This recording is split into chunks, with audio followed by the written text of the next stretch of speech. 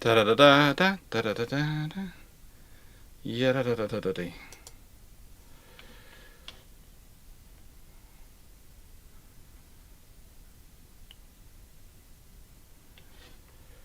Okay. Apologies for that, everyone. Apologies for that.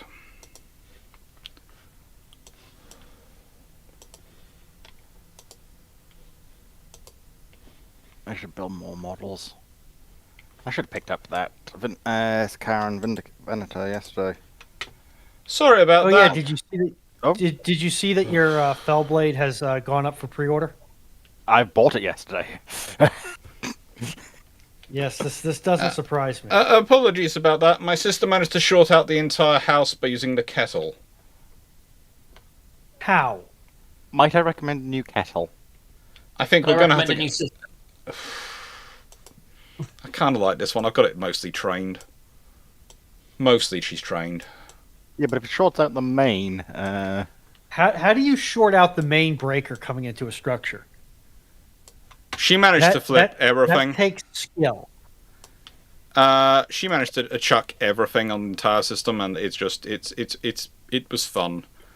The questions mostly are in. The streambot is now being reactivated.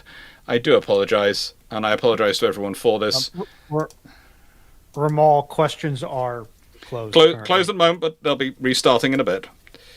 You will see first. You will see an announcement when they are opened, and the announcement that StreamerBot is ready to receive instructions is not the announcement that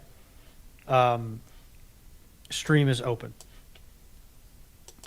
or questions are open. I have to sort of turn on things, various things, and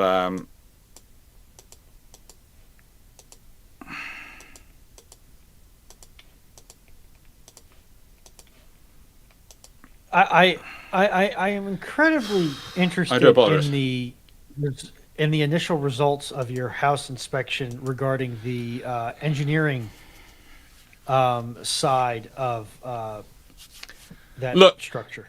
This is the thing: is the entire once we get the battery system as part of putting in the battery and putting in the new the solar panel system, we're getting a whole new fuse board put in. And that's my insistence, a whole new fuse board with new systems in. And one of those things is I'm going to make sure is that the system has individual breakers rather than the entire system being turned off. Yes, how very American of you. Well, it's not normal in the UK either, but it shouldn't have happened, but it did, and it took out. Luckily, I have it so that the main breaking unit is actually divided into two in this house. So all the plug sockets and things like that run off one set of units, and the lights run off a different one. So she managed to trip the one which has all the sockets. So the lights were still working. And in case you were wondering about my stream eclipsing yours anytime soon, Doc, it appears that most people have vacated back to your stream now that your stream has restarted. Yay! Hello, and don't worry. I'm hoping you will grow. I'm hoping to get you on things. I never grow. I'm hoping to get you on. I'm hoping to get you on something like, Armchair Admirals at some point, so you can really grow. Why? I did see Killer Bin was put on the Powder Monkey, so they can always now recommend it to Wargaming. Oh, yeah. No. God, no, that's going to involve paperwork, because I seriously doubt Wargaming is going to use that without at least some paperwork that it's permitted to use. Just, no. Hey, I know Prince Blip and a few others quite like the look of it. They all think it looks quite cool. Oh, no, LLC. It would actually be Rye Brand LLC, because I've decided that if I ever actually incorporate, it's going to be called Rye Brand, appropriate description of what it is I'm doing, LLC. Okay, right then. Slowly the bot is starting up again. and restarting. Yes. This is the trouble, because everything dies. Everything, literally everything dies. This is why I've got to get a UPS for this system as well. That's high up on my purchase list of when I actually have free money, and I'm not spending my money on things like £300 on attic boards, so I can board the attic and parts of the attic, which, by the way, I have now spent £600 on, and I have still not finished boarding the attic because we have truly colossal attic space, and yes, we need it all. Is that where you're going to run your particular stop on the railroad? Your attic? I am going to be running a railway up there as well. That is one of my plans, to put a railway up there as well. So I'm going to have a model railway which literally takes over one side of the attic, because there is another. Although I did find a very large huntsman spider in there today. Ooh. Yeah. Hans, get the flammenwerfer. Somebody, brother, Huntsman? get the flamer. The And the nice heavy thing- But the flamer. huntsmen aren't predatory towards people. They're No, actually they- really good for you. If it has Yeah. 8 legs and is anywhere near me, it is being removed from existence. Yeah, but huntsmen actively go out of their way to kill stuff like mosquitoes. And a mosquito will kill you. Oh, you And mean that's the what- I don't have to worry about those. I would say the huntsman has been killed, but that was because it was managing to cause trouble, because it kept trying to do things to the BT hub, and frankly, the BT hub has enough problems in life without a huntsman spider deciding it's a good place to nest. Ah. Now, I guess there are multiple huntsman spiders, because the one I'm thinking of is the giant one from Australia. Yeah, the UK one is quite big, but it's not that size.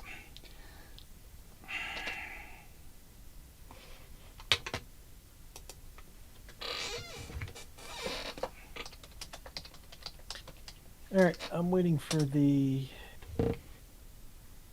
Okay, so dagnabbit, I forgot, because your system has completely crashed. We have now lost the queue. Okay, we haven't lost the queue. We've just made the queue less convenient. All right. Yeah, so, it's let's not see, picking what it do we up. have It's not going? picking up as the whole system had crashed. That's annoying. Yeah, that's okay. Don't chat. Don't sweat it. We didn't lose anything. We didn't lose the questions; they're backed up. It's It's- just that we lost the Yeah. the ability for me to do buttons and go bump, bump, bump. Because Be- I have buttons. I have buttons. This is my Stream Deck. Yeah. You know, when Garius tells you that he has a Stream Deck which has 40 buttons on it, I have one which is 6, which was sent to me by Runon, and this has been enough. 40 buttons Yes. when you're Garius is compensation. This is what I tell him, it's compensation for something. I have 1, 2, 6 is 3, enough. 4. I technically have 5 Stream Deck apparatuses. 15, 18, 24, 32, 36, 37 buttons. And 5 of those are dials that also have a button. Yeah, this is the UK one is also known sometimes as the Tengenaria domestica, and is the UK's fastest insect, able to run 0.5 meter per second. Yeah, no, I'm going to agree with the Deathwing solution here, or better yet, the Dreadwing. There is not enough fire Sometimes, for those things. sometimes known as the UK sometimes referred to in parts of the UK as the UK's huntsman spider, because it does look like a huntsman spider, but it's black and grey. So we now know which one of that particular pairing is the one who screams for their partner and the one who comes in wielding a paper towel. No, she likes spiders. I hate them.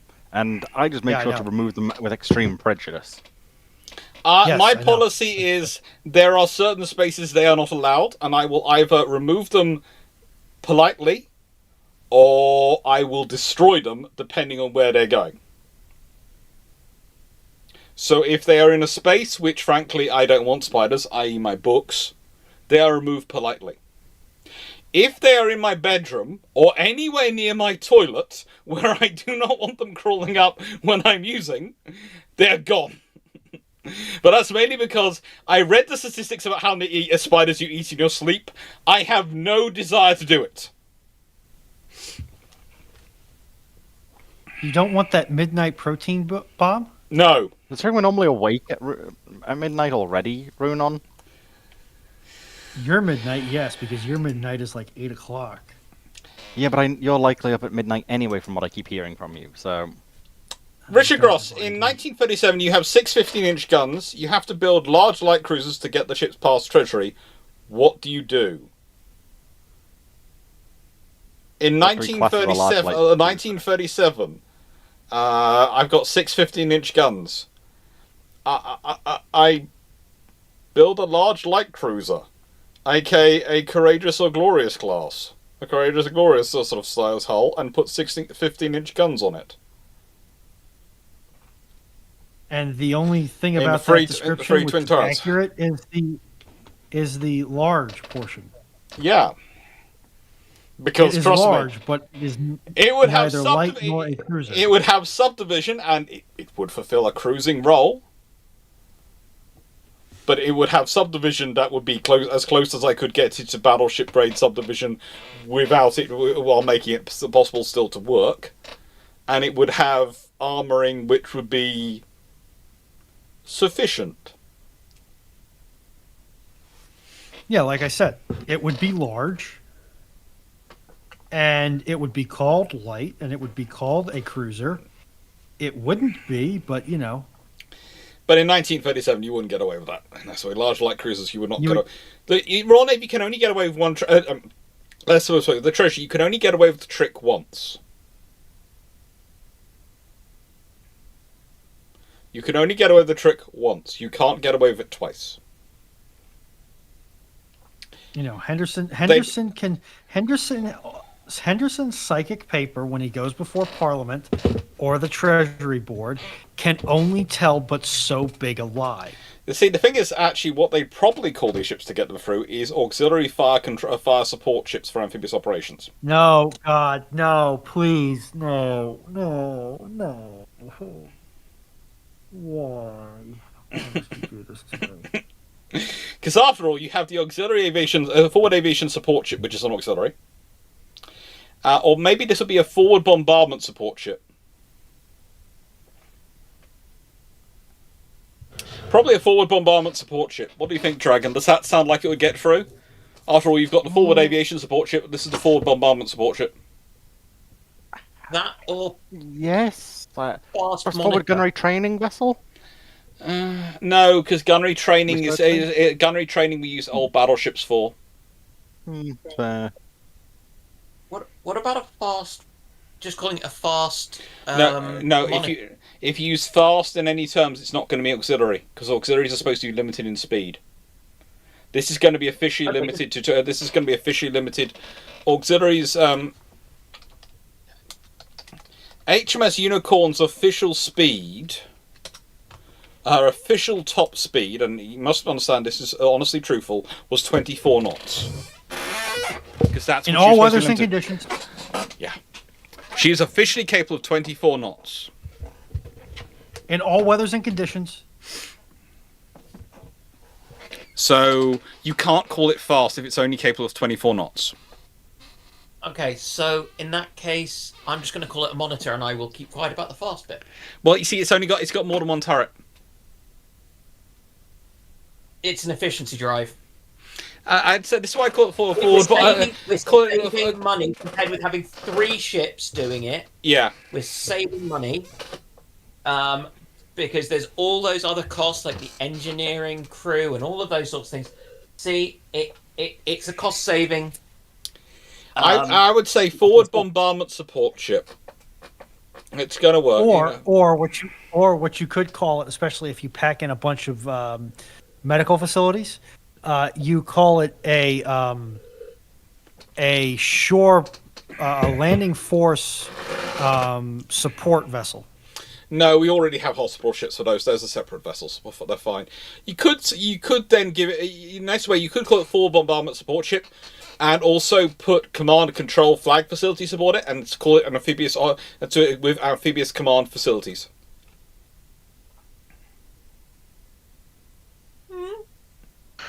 Yep.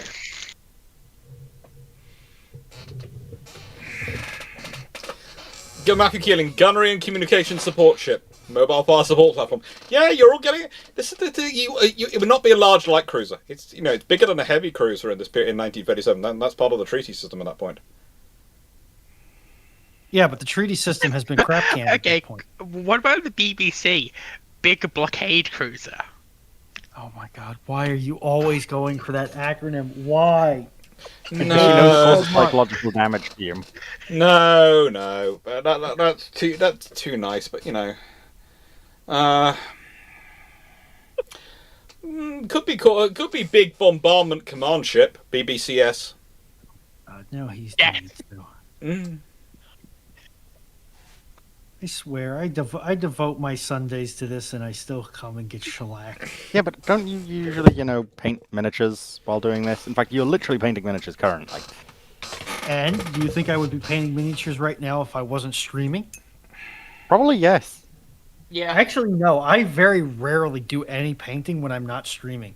It's part of the impetus for streaming. It actually relegates and regulates me painting to make sure that I actually do it. That reminds me. Now, see, I just try and force myself to actually paint on days when I should be doing other things. You have reminded me I need to build a large knockoff Lego model. Oh, which one? Also, I would like to know who stole my last vat of spaghetti sauce. I'd like to point I'm not out angry. It was that very the, tasty. I would- disappointed. I would like to point out that the Queen Elizabeth II's memorial service was only an hour long. However, honestly, even for Joe Average, like start to finish, soup to nuts, 4 hours for a funeral or memorial service in the U.S. It's long, but it's not unheard of. No. And there is the thing that the Queen's coffin was also then given a full procession, all sorts of things. So there's various other things added in as well. And a 2-minute national silence.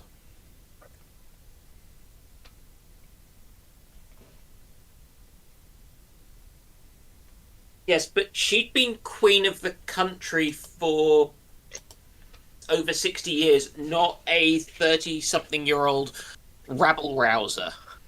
I wouldn't call him that. There are things I would call him, but I would say, and having looked into him more since his passing, whilst probably not the best debater, he did at least go and debate with people and seemed to follow a certain code of actually letting people speak, which gives me a certain level of respect for him. Yeah, I mean, look, I do not want... I am very sad that somebody died. I do not like any of those sorts of things. You should be able to solve political problems without violence.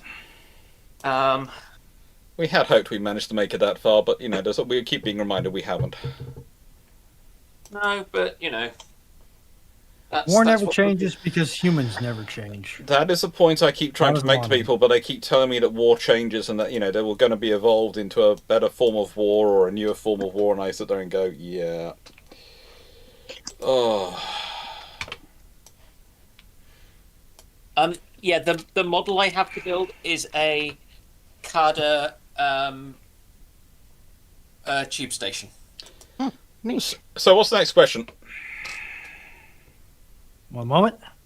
I'm just not sure where I'm supposed to find the I'm just saying this instructions. because I want to get through the questions before my sister manages to cut the powers of the rest of the house again. It's one for Dragon, and Foxo's eyes are going to roll into the back of her skull. And when I say roll into the back of her skull, I mean literally roll out of the eye sockets into the back of the skull. What I want. Oh no, it's your range showing again. Question 14. Thoughts on the new class modernization program of the Legends New Republic? As far as I'm concerned, anything other in that program other than the Agave, Warrior, and Sasheen is scrap metal. I know nothing. Nothing. You have also lost me. I'm going to have to go look this up. Sorry. What was it? Okay, Legends of It's the New in Republic. Bruships question and answer. Yeah. Wait, Legends of the New Republic. Legends continuity. Yeah. When you said Legends of the New Republic, that is a actual book, which had me confused there for a sec. I just read the question as written, my guy. If you don't like it, talk to Chandelord.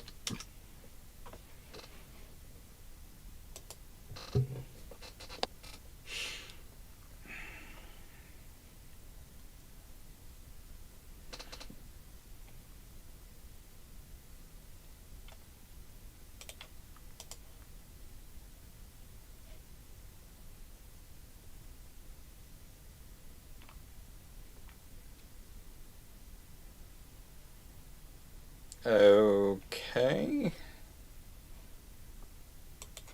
Do do do do do do do do do do. Okay.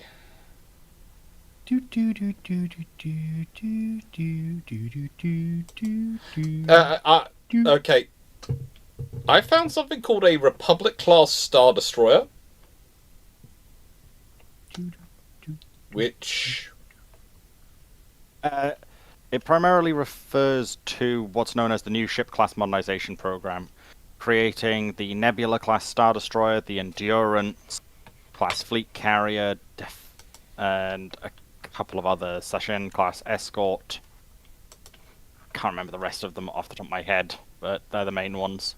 It was an attempt by the New Republic to standardize their fleet onto an actually competent navy instead of a hodgepodge of ships from the Rebellion. Okay, I accept that as a good idea, broadly speaking. I will say, though, the more I read the Star Wars figures for cargo capacity on some of their things, the more I think someone is an idiot. So I'm going to move on. They were explicitly made with really short provisions, which is strange in my eye. Well, in a nice way, they've got a ship which is supposed to be able to have a crew of, I think it was 8,000, and be able to take several thousand. I look it up again. It was, the Republic class Star Destroyer, which could carry 8,628 crew, 3,200 troops, complement of 36 starfighters, but only 11,000 metric tons of cargo capacity. That was one of the ships they were trying to replace. Yeah, I'm not surprised.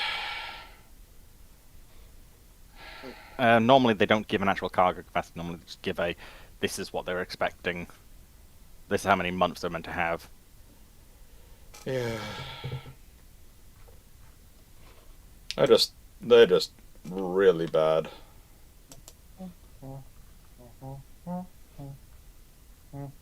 Overall, I don't think it's the worst, but because the Nebulas actually were a good ship, but you can tell Runon is disturbed by this question because she keeps singing.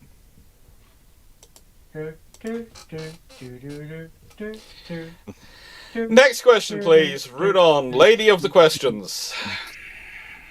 I think she's just going insane after her long years of service. Are we going to have to do what we have to do with all bots? Are we going to have to completely wipe her memory and restart her, like we Probably safe to do so. Yeah, probably can. Probably something to reach extinction point. You can run an interesting psychological experiment if you were able to completely wipe from scratch a person's memory and psyche. Well, no, it keeps their basics at least. So, from Paul Amos, what do you think will happen with naval procurement in the UK in the next few years? On top of what has already been announced. Who knows? My hope is that they have a severe and desperate shortage of electricians to the point where they are more than happy to look overseas for electricians. That's already happening. I would say, have you managed to And yet my phone hasn't rung yet. have you heard back from the union yet? Well, I haven't sent them a reply to the email that they sent me at the start of the day on Friday, but because we're 5 hours out, I didn't get to it until the end of their workday on Friday. I'd respond. Have an email sent to them in their inbox on Monday, Yep, that's the plan. Going to do that after. and this. basically say, look, I'm planning on coming to the UK. I thought I'd start off already with the union and make sure I was already in good standing because I'm a union electrician in the United States, and just be very. No, I was going to union. tell them I joined their union because they said screw you, pay me when I asked them for help, and I paid them. I would add that in as well, but I would also. It never hurts to brush up and go, hello, I'm very pro-union. They're going to be very happy with you and very keen on you then. I mean, I am pro whatever gets my paycheck fatter. Well, brothers, Paycheck to include benefits, and unions have an annoying habit of doing that. the Royal Navy doesn't buy horses. That's the army. The thing I'm sort of let's put it this way: the Royal Navy is currently in the process of considering buying a sail training ship for training of officers and personnel, and I sit there and go, okay, nice. I prefer that money was spent on something like an OPV, which could give those people similar experience of training and sea time, operating out of Dartmouth, but would also be useful for fisheries protection patrol duties in the UK. I'm not keen on sail training ships as a form of training for modern naval officers. I know there's a lot of people who love the idea and think it's going to teach them excellent skills and etc. And I do know there are many navies which do it and have a tradition of doing it, but the Royal Navy hasn't. They've avoided that so far. I think adopting it sounds nice to have, but to me it's kind of, if you've got it, retaining it and maintaining that capability and it's part of your process, yes, good, keep it. If it isn't part of your process, no.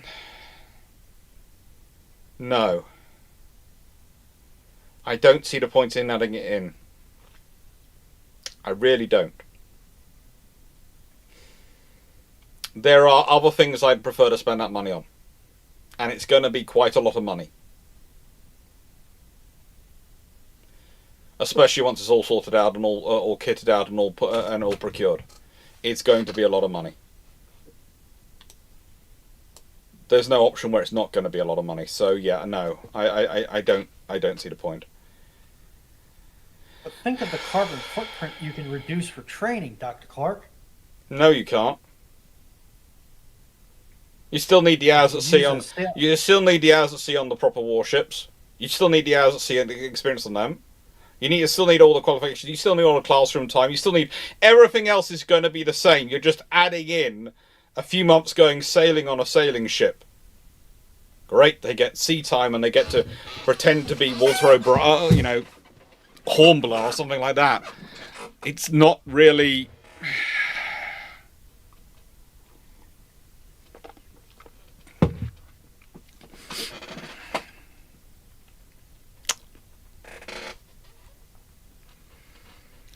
Anyway, honestly, we'll see what it goes. It's going to depend on how the government sort of approach things, but they do seem to be kind of keen on the naval construction aspect at the moment. Yay! Hire me, please. We'll work for a few of us. Okay, next question, please. Oh, lady of the questions. Did you just say we'll work for union rates? I said we'll work for Cheez-Its. We can probably do that too. From YouTube Minecraft Watcher. How would you design a battleship for both merchant rating and battle line, and what would its specifications be? Congratulations, you have set a design requirement with almost two completely opposite design tensions. You built something Slayer needs.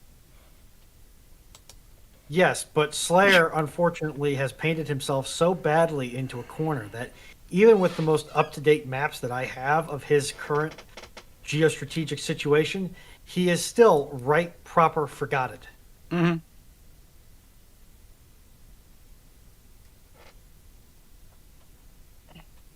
He's not even Razé frigated. He is, I built a frigate on a budget frigated. YouTube Microculture, how would you design a battleship for both merchant raiding and battle line? And what would its specifications be? It's called a fast battleship. So it can do the area search. What? That's basically what you're doing. Why am I using a battleship as a surface raider? Yeah, usually use a cruiser. I don't need to send something that big. I don't want to send something that big. Sending something that big is bad. It's wasteful. It's got lots of things it doesn't need for that. That is very interesting. All right, so Andrew Campbell has jumped up to the front of the line. I'm still not certain why that doesn't work. I'm just going to... Nope, I don't want to reply. I want to forward. Thank you for the £5 dono to the channel.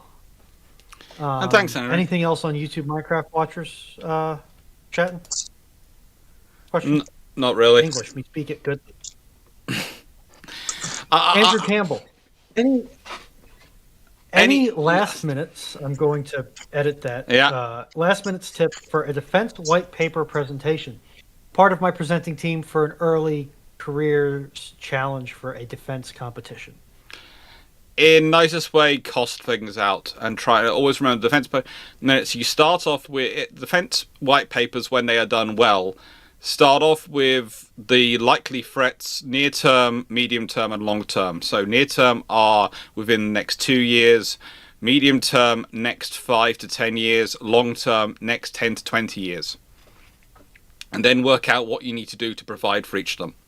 For the longer term ones, it's going to be about infrastructure. For the medium term ones, it's going to be about procurement. And for the short term ones, it's going to be about basing and positioning of forces.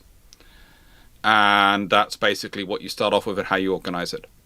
And don't pretend you can see 100 years into the future with defense. If you could see 100 years into the future in the nicest way, you would not be doing defense white papers. You'd be making money doing winning the lottery.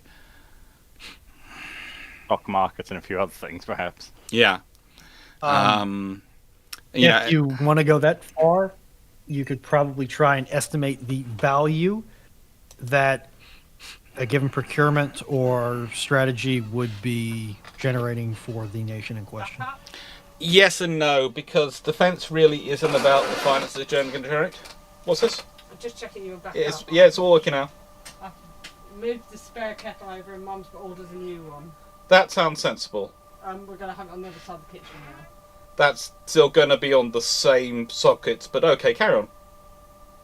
Mine's not gone off. I don't know. I can't work out when yours went off and mine didn't.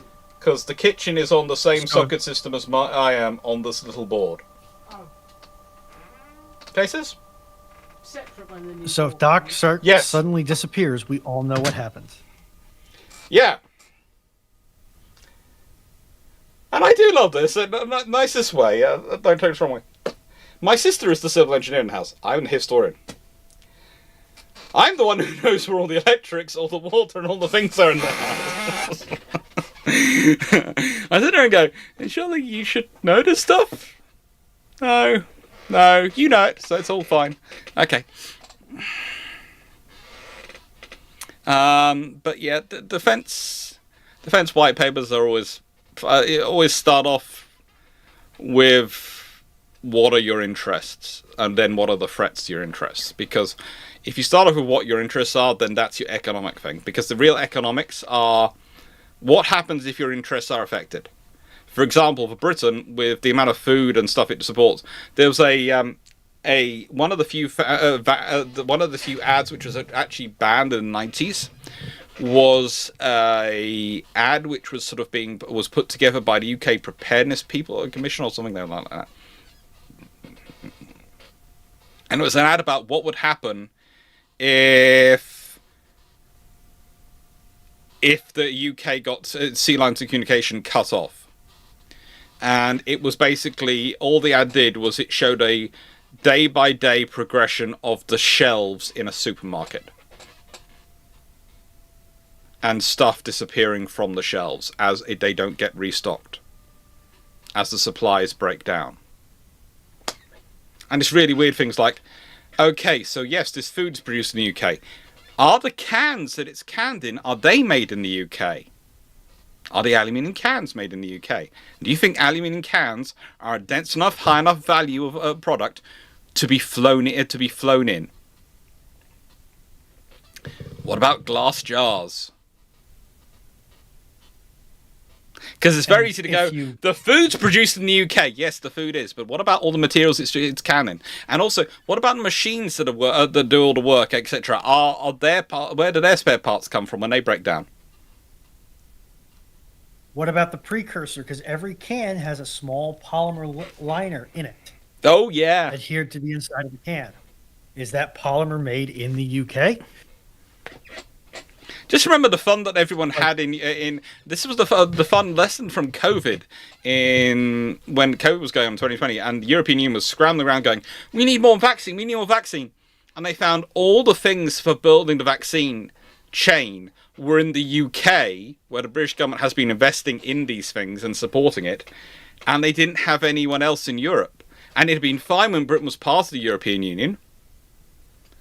But they hadn't realised when Britain had left the European Union that they were still relying on the components of this supply chain, which were in the UK. So when they tried to do things and muck around and go, well, we should take priority on orders with things which are on things, not the UK, which has ordered them already, they were told, well, in which case, then the bits which are being made in the UK might be held up, in which case no one gets their stuff. Because the British government could have got pissed off and gone, you suddenly start to realise, oh, global supply chains, fun. Yes. You can't escape it.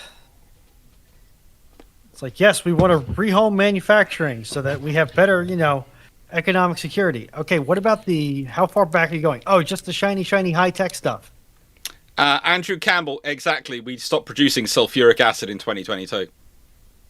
You can't. The sulfuric acid is not produced in the UK on industrial quantities and scale as of 2022. Why you would think that it's sulfuric acid, how hard can it be to make? Technically speaking, it's not that hard to make. However, to make it at an industrial scale requires a tremendous amount of highly specialized equipment. Don't worry, Andrew. That's fine. I'm happy to answer questions. It's UK artillery production. It's a fun one. Artillery shell production, etc. This is one of the reasons in the cultural effects on defence. I pointed out the things of, if you want to keep those facilities at wartime levels, this is why they tended to be owned by governments. Because if to keep them at the levels you need for wartime production, they're not going to be economically viable to keep them at those levels in peacetime. So no company is going to keep it at that level.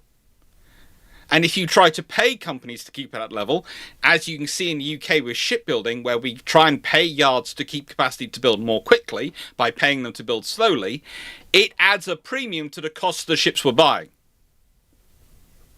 So basically, you can take 25% of the price of any ship we've bought for the last 40 years in Britain, and that money is being paid to that yard, not as part of the build costs, but to keep the facilities open to the level at which they are required for wartime construction speeds.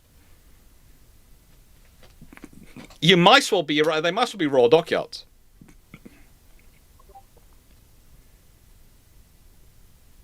But then it would appear, then all the salaries would appear in, the government spending and things, rather than it just being a single line cost item.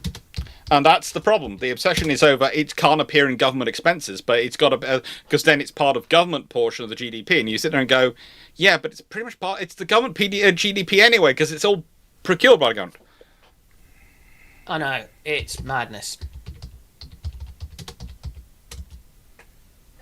You're missing the forest for the trees, my dear accountant bean counter people. The forest for the trees. The UK does have the ability to produce sodium hydroxide in the UK, but there are only 4 producers in the UK, and they're not exactly massive. Why are we making this stuff again? Sorry, I zipped off to the loo. Sodium hydroxide, sulfuric acid, all these things are very useful in making of artillery shells and other explosives. Okay. The boomy bits. Yeah. Eisenhower would be having a stroke right now. So, next question. Oh yeah, I guess I am the bot now. I'm fine. You are the bot because the error thing, all the jokes you've made about my sister's kettle and her ability to short out the entire house using a kettle. Okay. We've got a really weird pair of questions from Knight 6831, and I'm just going to group them together because I can. Is Knight 6831 still here? Or did he decide that with the loss of power that we was going to go? And there was a... I don't know. I think it was a... I'm going to group them together. There was someone called Davey in the chat who said, "This is awful, bye-bye." And I was sort of going, I'm not sure how to respond to that, but sorry, you don't enjoy it. Hope you find something fun. Actually, no, they said, "You are awful, bye." Oh. Okay. Go enjoy the rest of YouTube. I'll admit, I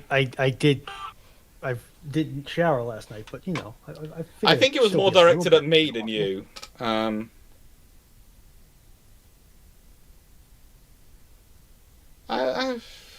mean, we can always protect people from themselves. And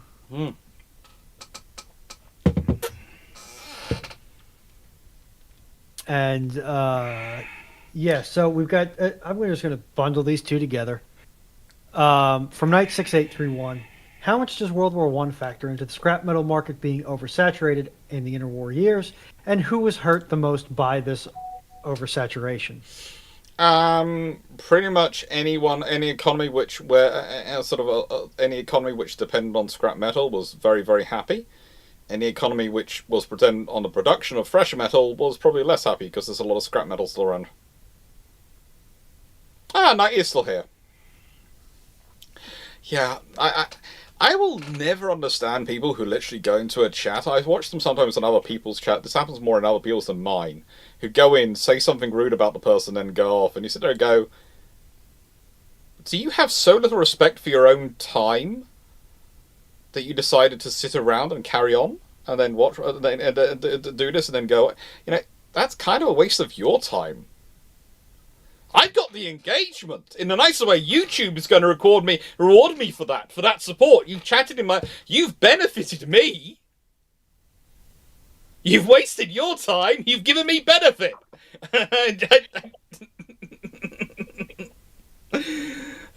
I see this as an absolute win. In the nicest way, it's a case of, yeah, enjoy. Toodles. But I am happy to save people from themselves if they feel that they can only hate watch something. Walter Brodus, perhaps I use too much Old Spice? No.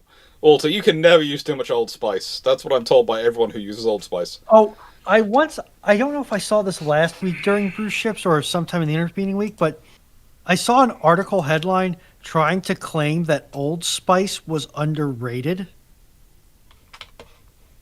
I mean, it is. It's only classified as class 3 I'm sorry.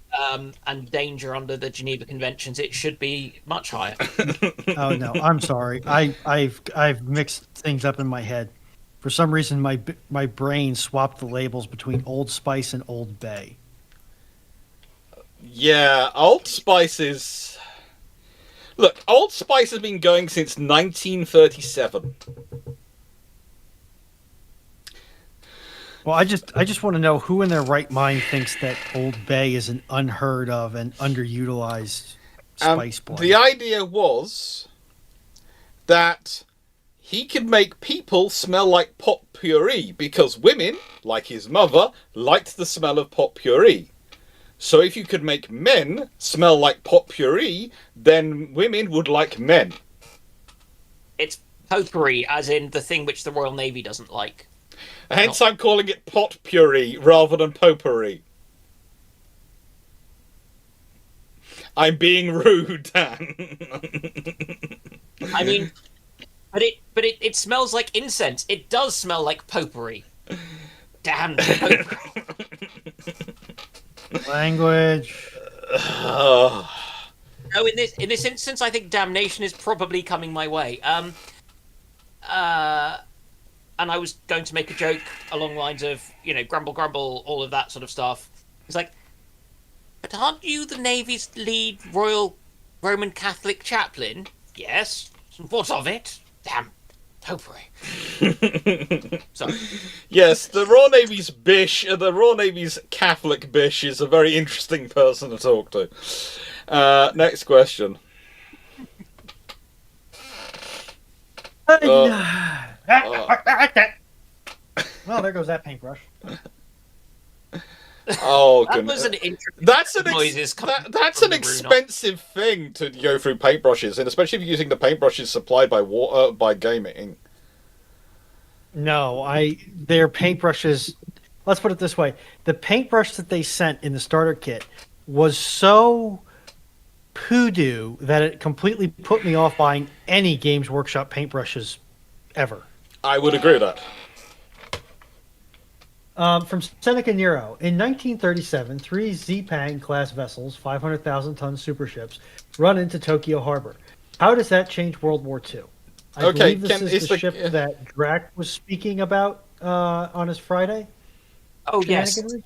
The Japanese go, that's nice, they've sailed in here. We've looked around and know we don't have enough oil for them to sail out. In the nicest way, if... Okay.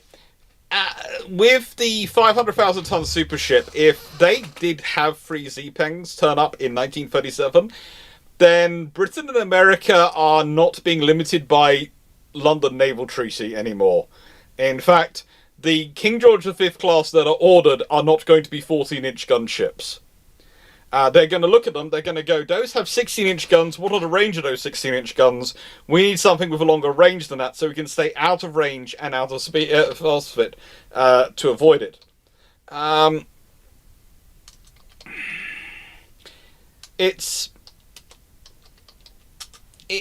do I put this politely? If they had built those, then if they have got them into service and they are actually able to do what they're supposed to do, then yeah, there are going to be a lot of people very, very worried. Almost tipped my chair over. It was a good trip. But yeah, it's more a case of if Japan has 3 500,000-ton super ships in service with that many 16-inch guns, I don't think even the US Navy is going to be sticking with a 16-inch gun. I think the Royal Navy and US Navy are both rapidly investing in at least an 18-inch gun, if not something bigger.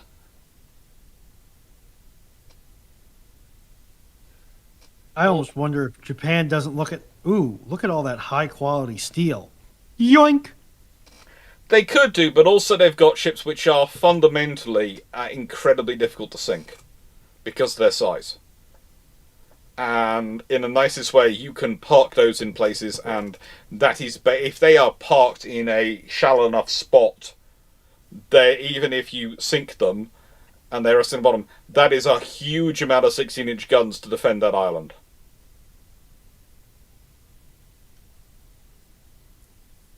Imagine rocking one of those things up to Guadalcanal. Yeah, in the nicest way, if you rock one of those up to Guadalcanal, the Americans lose Guadalcanal. If the Americans haven't developed a counter to it within the 4 years they've got. Because the thing is, they appear in 1937. You will be amazed at how quickly people can produce things when they've got 1.5 million tons of battleship looking at them. Well, hey, you probably won't get the capital ship building holiday in the UK once war kicks off. No, you don't. Also, I think probably in the UK, the T-class boats suddenly become a mass order event. I think in 1937, the Royal Navy's probably laying down about 100 T-class submarines. Do you think if you sicked a wolf pack of T-class onto that, it might actually get it to capsize? It doesn't matter making it capsize. It's about enough. It's about poking enough holes in it that's going to actually sink. Hit it with enough torpedoes. Destroy its water. It's probably going to be about 40 torpedoes, but you can do it. Yeah, but YouTube Minecraft Watcher, you have to hit the things, and if they're moving at better than 30 knots, which I don't know what unobtainium they've made the drive line out of, but you know, as hypothesized, they would be running at 30 plus knots. Yeah.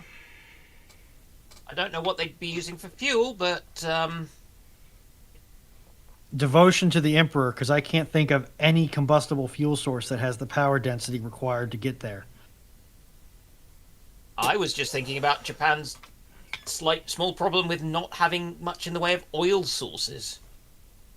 Being a slight issue for them. Yeah, they'll faith in the Emperor around that. I'm not too worried about it. Are you saying that you don't have faith in the Emperor, Dan? Are you saying that you have a lack of faith? Yeah, see, Bone Meal Boy gets it. They're just going to get psychers to power the thing. No. You know, if the Emperor needs 1,000 psychers a day, I'm sure they can get away with The 10. one thing I would say is the high likelihood is that Torpex development process gets accelerated dramatically, and the British are putting Torpex in everything. Also, I do love the people who didn't manage to get the AC/DC joke in there about dynamite. TNT, it's dynamite! AC/DC. And a few other jokes which are included in there. It was quite funny. I was sort of watching people going, TNT, it's dynamite! I was going, dang, this is because I do these things too straight-faced too often. People don't get it. When I do let my sarcastic humour out, people don't see it coming. Well, yes, because you're an academic. You're supposed to be stuffy and not funny at all. Yeah. The hull speed formula gives something like 70 to 75 knots. Oh, good lord. Yeah, we'll move it on.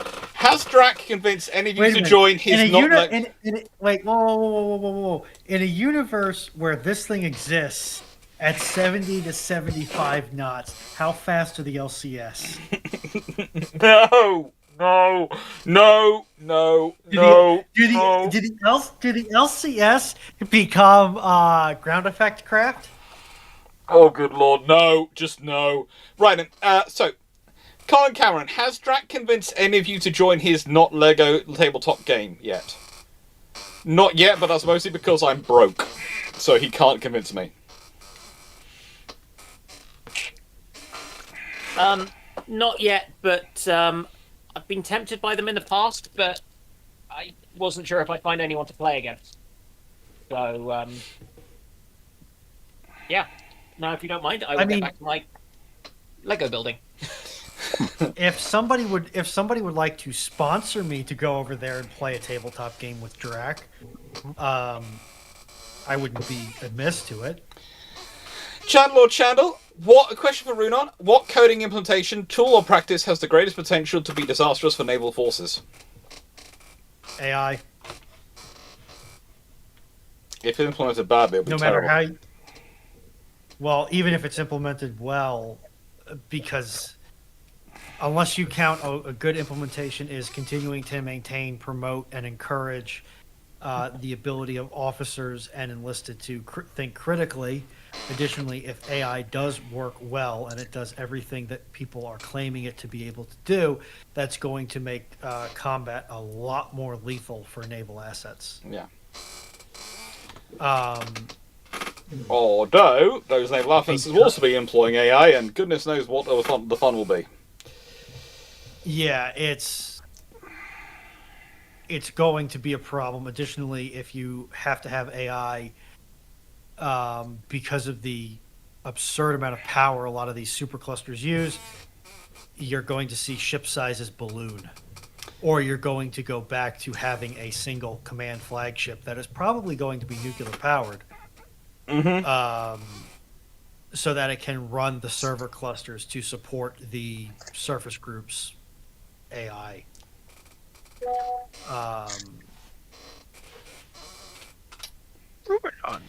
Steve, hold off on before we reopen the questions. I'm just going to go check the kitchen before I do, because if I'm going to have another blackout, then I'm not going to go through that again. But let me go before we reopen questions. I'm going to leave you all, therefore, with this with Andrew. Andrew, for some reason, it's not picking up the super chats. That's what I think is becoming the percentage input percentage, raw input percentage. Sign. Oh, I know why, because I updated it. Yeah, I did shoot an update through the server, but I didn't ping anybody. I uploaded the update. I implemented it. From today? Yeah.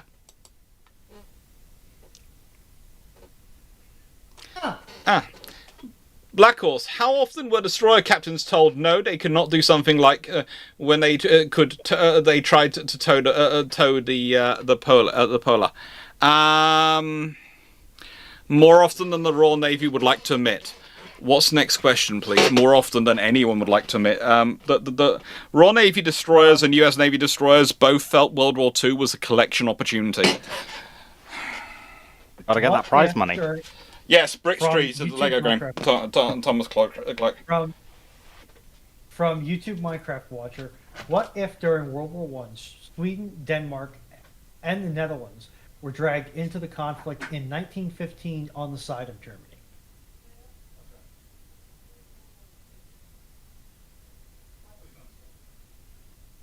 France is probably having an uh-oh moment.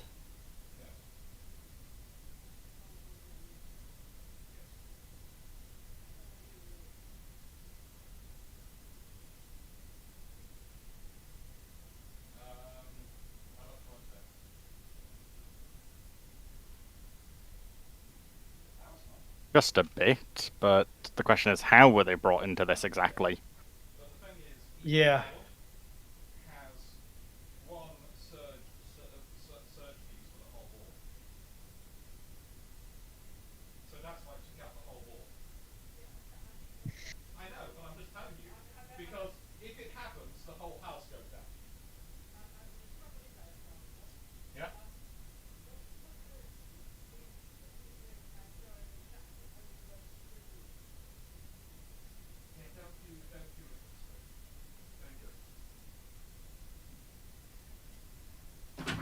Okay, so now we sorted that out. So has your main distribution bus turned into a puddle of slide? No, it's all fine. That's all fine. That's all checked. It's I've mainly explained to my sister that in future, when you have a kettle which plugs in, make sure there's no spoon or water underneath where you're plugging in, because just don't. Okay, just don't. Okay. So, what if during World War I, Sweden, Denmark, and Netherlands were dragged into conflict in 1915 on the side of Germany? It doesn't go well for them. It doesn't really go well for them. They're not going to materially add a lot to the other side, but they are, by having them involved, they're actually going to shut down a lot of the other influence. Because if you think about it, if Sweden gets involved in the war, then from that point onwards, then any which is Swedish, Danish, or Dutch cargo ships which are coming in, instead of them being neutrals and able to get through the blockade, they'll be blocked. And 1915 is a very bad point for them coming, because the blockade's already set up. So anything which is outside the blockade is now cut off and is going to be hoovered up by the Allied ships. Anything which, and you know, things like the Dutch are going to lose the Dutch East Indies because the Japanese will just swallow them up whole. There'll be a scramble between the British and the Japanese over who grabs them first.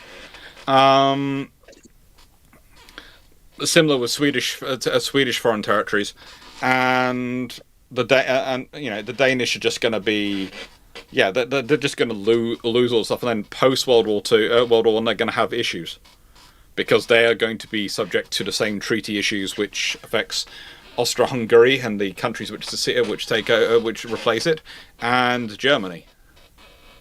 So yeah, it's just not good for them. Okay. Chandelord Channel, can you send me in one of the chats, don't care which, the second part to your question 19? So this way I can bundle that up together before I reopen the queue.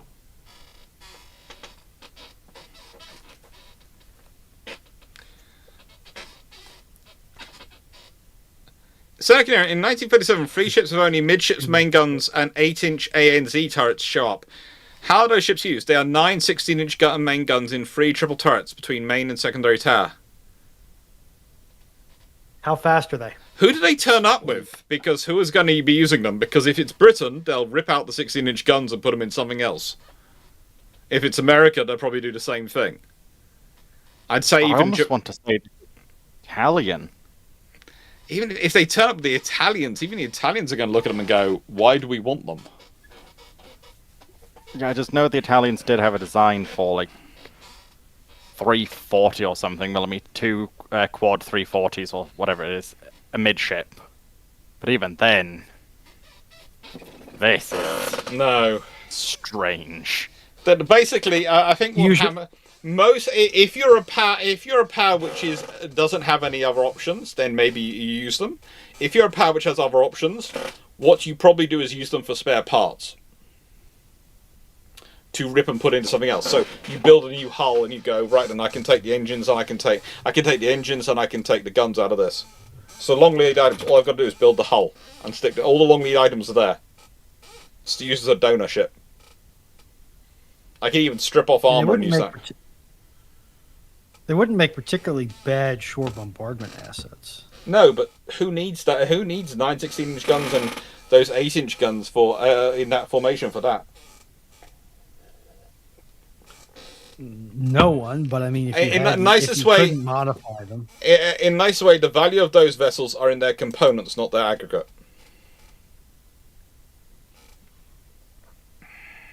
To the chopping block you go, then? Yeah. How many questions do we have left? 2. Which is why I've asked for Chandelord. Well, okay, so we've got...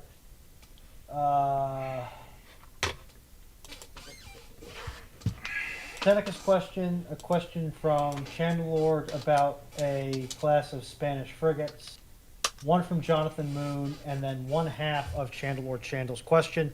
I am waiting for the second half. So Chandelord, do not submit it through the bot. Submit it adding me, and I will get it put together. Open starts the questions, isn't it? Yeah, ! Open will start the questions. Yeah.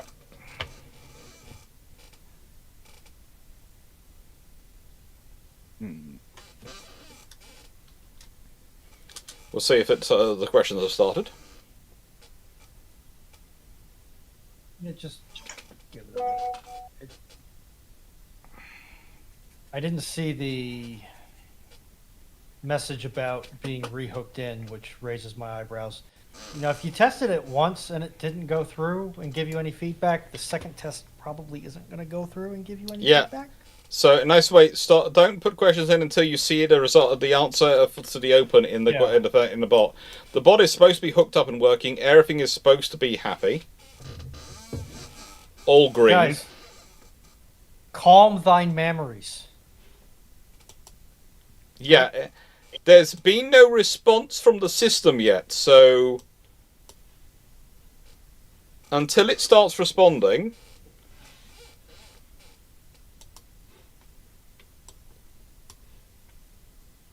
There you go. Now you...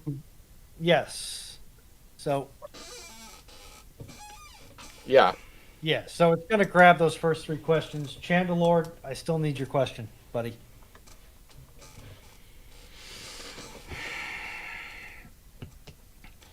If Dr. Clarke was in charge of the new Syrian Navy's rebuilding, what would he do to serve Syria's needs and avoid the wrath of the IDF, if that's possible? What do I need as Syria? Let's be honest. I need something. It's going to be on the Mediterranean. Steve, the bot's got it. You don't need to manually transfer. Okay. No. Patrol. I'd concentrate on building up OPVs and things for my needs locally, and then I'd work out what I can get that's going to be something in the light frigate sort of realm, because that's probably the largest ship I need. And try and get 3 or 4 of them. Honestly, I'd probably go for something Singapore, like the Singapore formidable class. If I can get the French to help me buy them, then they're going to be very useful. I'd try and buy as much go as Western as I can. Literally because to buy into the same alliance system which Israel works with, so, and hopefully potentially buy some gear off them to try and reassure them, whilst also having that gear gone over by my best coders and debuggers.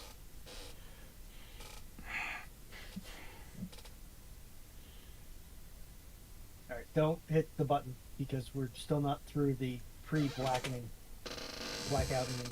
questions. Okay. Yeah, and I'm still waiting on Chandler, who may have gotten lost in the sauce here, with everybody trying to slam questions through. Walter Boris, does the Royal Navy have any organisations similar to NCIS or CBs? Well, the CBs, yes, but they are part of the Royal Engineer. They're the Commando Engineering Unit, and they're part of the Royal Marines Army, British Army sort of force. And as for NCIS, well, it's sort of not really done the same in the UK.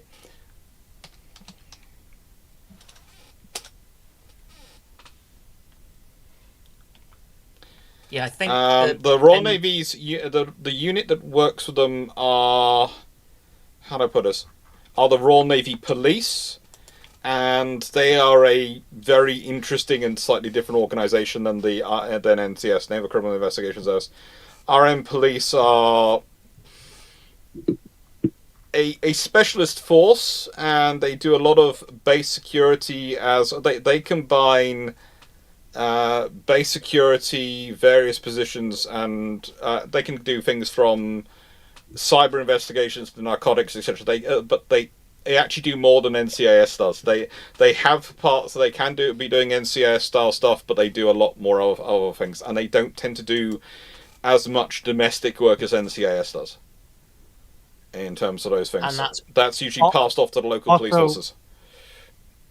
Also, keep in mind that the way policing and the criminal justice system in the UK is structured is notably different than how it's structured in the US. Yep.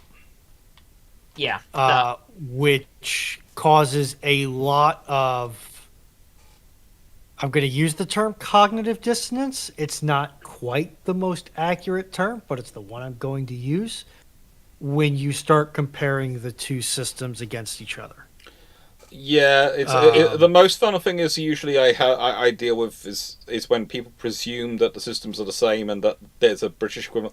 I was once told by someone that the Metropolitan Police are the equivalent of the FBI, and I went, they're not. They're the police of the city of London. The Met are not the FBI.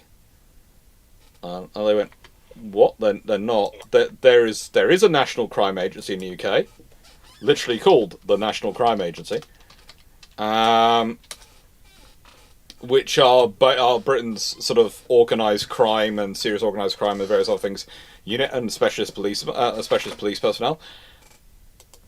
But the Met are, well, the Metropolitan Police Unit are actually the police service for the Greater London area. They are not the FBI equivalent in the UK, and they would not believe it. They believe, well, it's the Met Police it's the Met Police, and I'm going, no, they're just the police for Greater London. They don't even police City of London. City of London police polices the City of London. The Met Police are Greater London, not the City of London. It's a different police service for the City of London versus Greater London. You see, that's the sort of thing which I'd expect an American to understand, because it's a sort of pointless, ridiculous, jurisdictional argy-bargy that makes absolutely no sense, is completely arbitrary, but somehow still exists. Which seems to be how the US law enforcement mostly works. Or doesn't. Which I think is a legacy of kind of too much stuff being written down. No, Seneca, this is one of the problems we often have in the UK government, is that sometimes they forget there is areas of Britain outside of Greater London. That is more a problem we have with the government occasionally. Yeah. Okay. London has a larger population than Scotland, Wales, and Northern Ireland put together. Yeah. We're not joking. It does. Literally, there are cities in England which have larger populations than Scotland, Wales, and Northern Ireland put together. Individual cities. Yes. No, just only London. No. Yeah. Sounds like New York or L.A. or Northern Virginia. Oh, sorry. Did you mean in the States? Sorry, or the UK? No. I mean, the same mentality applies. It's just one runs on tea, the other runs on coffee. Mm-hmm. All right, I guess Chandelord has signed off for the night. Dan, look up the population of Birmingham's metropolitan area. Oh. Versus those places. Because Birmingham's only about 1 million. But if you're going with Greater London as the assessment, you also have to go with Birmingham Metropolitan as the assessment. Oh. Yeah, I don't know what size that is, and that's about 6 million. Okay, fair enough. That is bigger than Scotland. Yeah, the population of Wales is 3 million. The population of Scotland is 5.5 million. The population of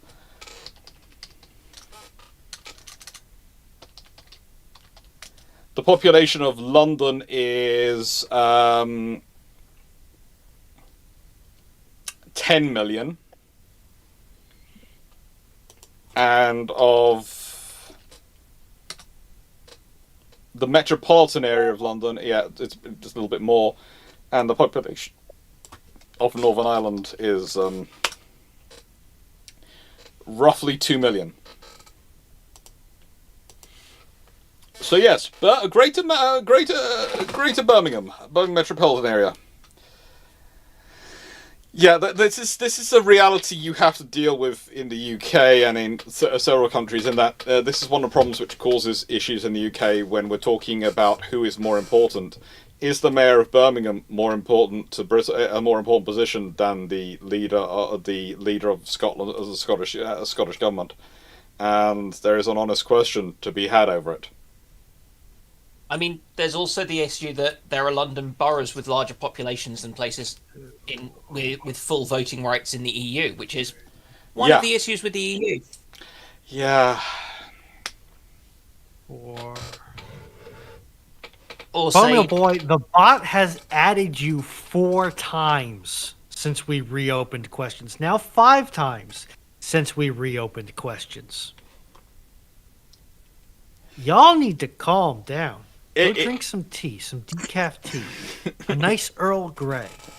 Something to soothe your mind. Moss Shaw, a design of World War II destroyer to be a dream steed of the finest Royal Navy mad lads. E.g. Ian. Best the UK and US tech has to offer. World War II tech, no treaty limits.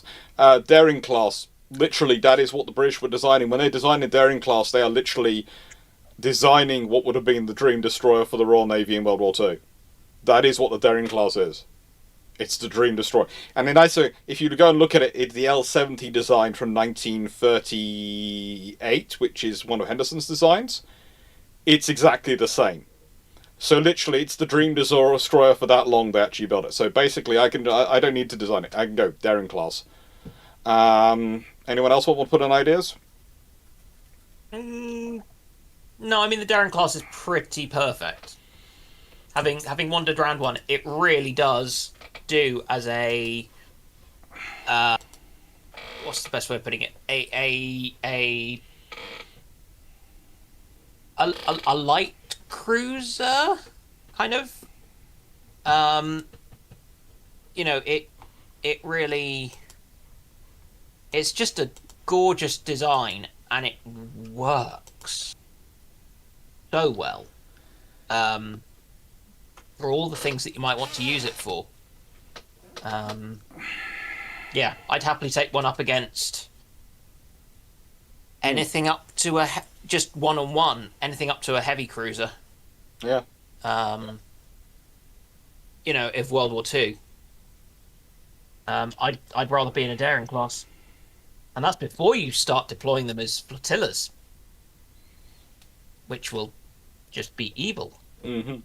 Right. But fun.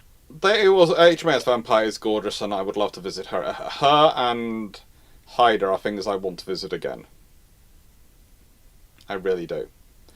Jonathan Moon, how historically accurate is our roving band of not pirates and our successes? I think it was 4 fleets of 8 patrol fleets we took out. Fairly, that's fair. So basically, my vision is we basically are acting as a Royal Navy squadron in the Caribbean, and it sort of fits in that sort of time period. We're doing a bit better than we normally do. We're a bit more intermixed, but yeah, it's the way of the gaming thing. But yes, you often had squadrons of mixed assets, actually.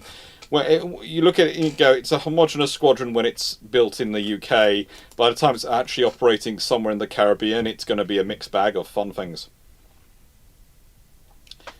Are you causing havoc and mayhem? We are, and the fact that you haven't started taking part of it in Pirates of the Burning Sea is worrying me, because usually that's the kind of thing you love. Chandler, I asked this on Ramblings, but what are your top and bottom 3 Star Destroyers?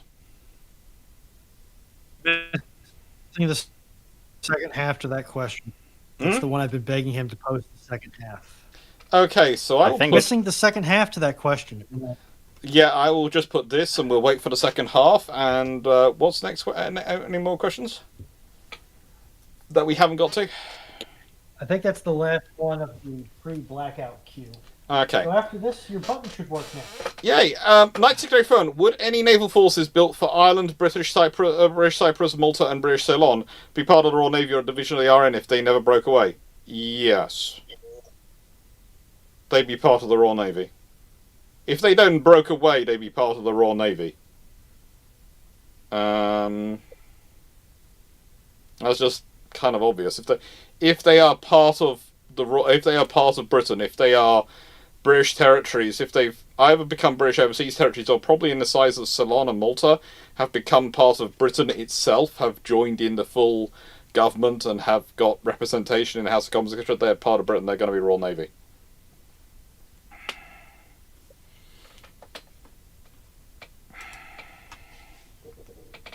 That would have made Brexit very interesting. What? If Malta was, equivalent to Scotland or Northern Ireland or Wales. Well, in this case, if you've got Ireland, Cyprus, Malta, and Ceylon, modern day Sri Lanka, all part of the UK, that's going to make Brexit interesting, but it's also going to mean, in the nicest way, Britain would never have been able to make the East of Suez decision, because, literally, Sri Lanka is East of Suez. And if it's part of the British territory and got MPs and part of the British system, it's going to be part of the things that are defended. So, yeah, Britain's probably going to be in a scenario where we have to keep a carrier battle group constantly in the Indian Ocean. And if we have to keep a carrier battle group in the Indian Ocean as part of our defence of our own territories and commitment to East of Suez area, then that probably means we're going to build our force structure around operating and maintaining 4 carrier battle groups. Guarantee one in the North Atlantic and one in the one in the Indian Ocean. But that's a lot easier because you have the economies of Cyprus, Malta, Sri Lanka, and Ireland all combined in with the British economy. Now, chat, you may not be able to see it, but if you listen very closely, you can hear very happy Dr. Clarke noises at the prospect. of a 4-carrier battle group, Royal Navy.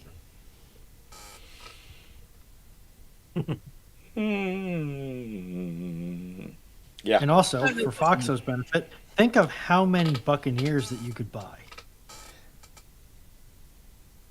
Also, for Foxo's benefit, 4-carrier battle group. think about all the other things you could buy, considering all the bows and things which are made in in modern Sri Lanka, and different style of bows. You know, I have been wanting a proper Indian hardwood name I'm not going to pronounce because I don't want to get us cancelled. Semi-crossbow.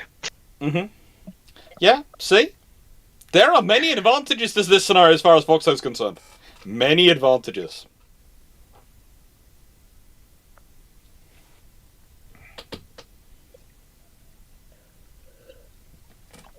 Also, claiming versions of curry as our national dish would not be quite so interesting as it is if that had happened. Senekinero, what was the most cursed UAD construction you have ever seen? Human-built, not AI. Fleet's auto-loading 20-inch French Hoche ranks. Excuse me, I need to go back and look at that. No, you do No, you not! don't. Save your eyes, dragon!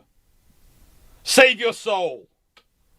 Those turrets are looking at me in my soul.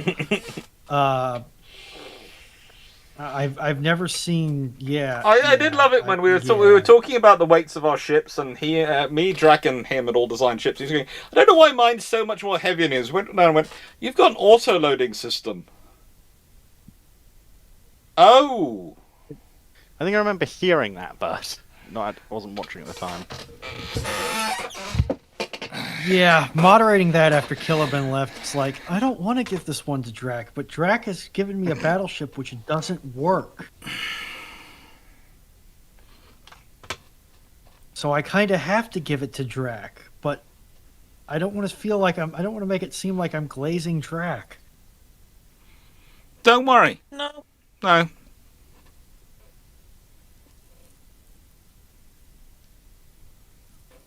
Look, Drac will have put a lot of thought and effort into these things, so, you know. I think, though, next time, I wouldn't be surprised if rather than using Discord, we use Zoom for the actual discussion and screen sharing, because then it won't disappear just because we click out. If that makes sense. Yeah, that's doable. And then I can use Discord for the questions, and that sort of also sort of stuff works. But I've got to get the full balancing. I've got to get the whole of the sort of the load balancing router in service before then. Get it all set Is up. Then work. Timberborn CPU bound or GPU bound? Do you know? It will work with both. It tends to be slightly heavier on the GPU, but it will quite happily run from the CPU, because I've run it on the laptop, which ran it from the CPU. Pardon me. What if in the 1880s, before Britain and America became started being friendly again, Germany offered and America accepted a full alliance? Why? Well, if they did, Britain would look at it and go, cute. In the 1880s, that would be cute. Let's be honest, the US haven't started to build up. And Germany's probably using its access to South America to try and support them when they're going to start mucking around things. And Britain probably be going, right then, timer till this alliance absolutely destroys itself.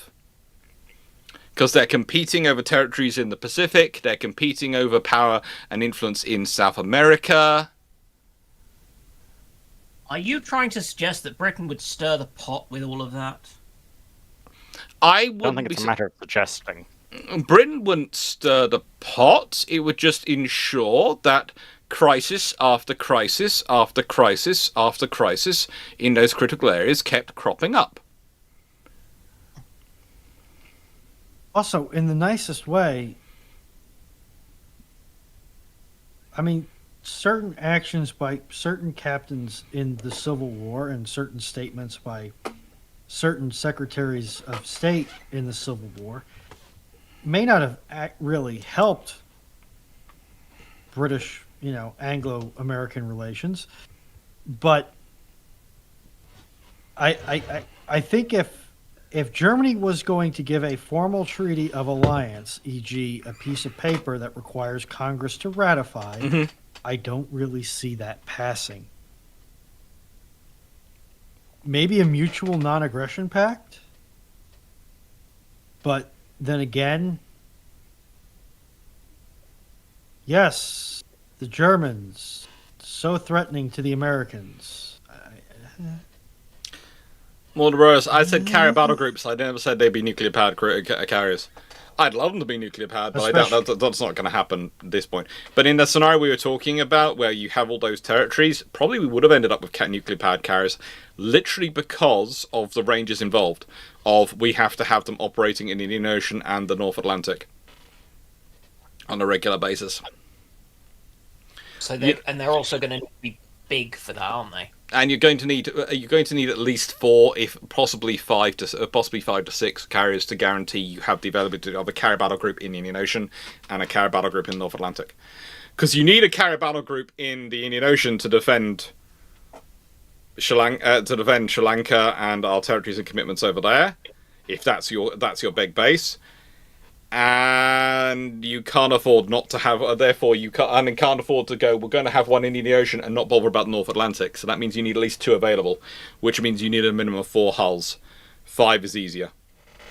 But interestingly enough, then you also, with the SSBNs, SSGNs, you probably end up with the SSBNs based in the UK and SSGNs probably based out of Sri Lanka, because that makes sense. You might have a scenario where if the UK is constantly making sure it has 4 to 6 full-scale carriers involved, that potentially Australia, or if the world has really gone topsy-turvy, Canada might decide to get included on that buy. I doubt Canada, but Australia might, because then the nice way the British, it could turn into the British, the Commonwealth squadron of 4 carriers being 2 British and 2 Australian in the Indian Ocean and Pacific area, and the North Atlantic being 4 British ones, and so the British could guarantee that there's always 2 available. There's always one operational, 1 available to go to sea, and the other 2 doing the various maintenance and reserve things. But yeah. But it's getting to the stage where you're getting all of those gorgeous economies of scale as well. Yeah, that's the other thing as well. This is the point I try and make to people regularly about defense procurement. If you procure at the numbers that you're supposed to, it actually makes things cheaper. There's the whole thing of, if you buy 6 Type 45s, it's going to cost 6 billion. If you buy 12, it's going to cost 7.8. Well, it's if I drive to the supermarket and buy 1 item, yeah, I have driven the same distance to get to the supermarket and probably had to spend the same amount of time queuing up, as I would do if I was buying an entire week's worth of shopping. Yeah. If therefore I get frustrated because why have I wasted all this petrol driving all this way just to buy 1 item? Is that on me, or is that on the shop for charging me for buying the thing and all of that? Depends. How many skill points have you put into the Karen archetype? Oh, this is Dan a lot. Ouch. Dan, you should see Dan in an airport judging people for getting in his way, slowing him down. I grew up on the London Underground. Not being able to queue properly. Oh, that carries mandatory death sentence. He is otherwise in every other part of the scenario. He is not at all Karen. In the nicest way, if he's dealing with an improperly organised queue, I think I'm going to get on well in Japan in that sense. Oh yeah.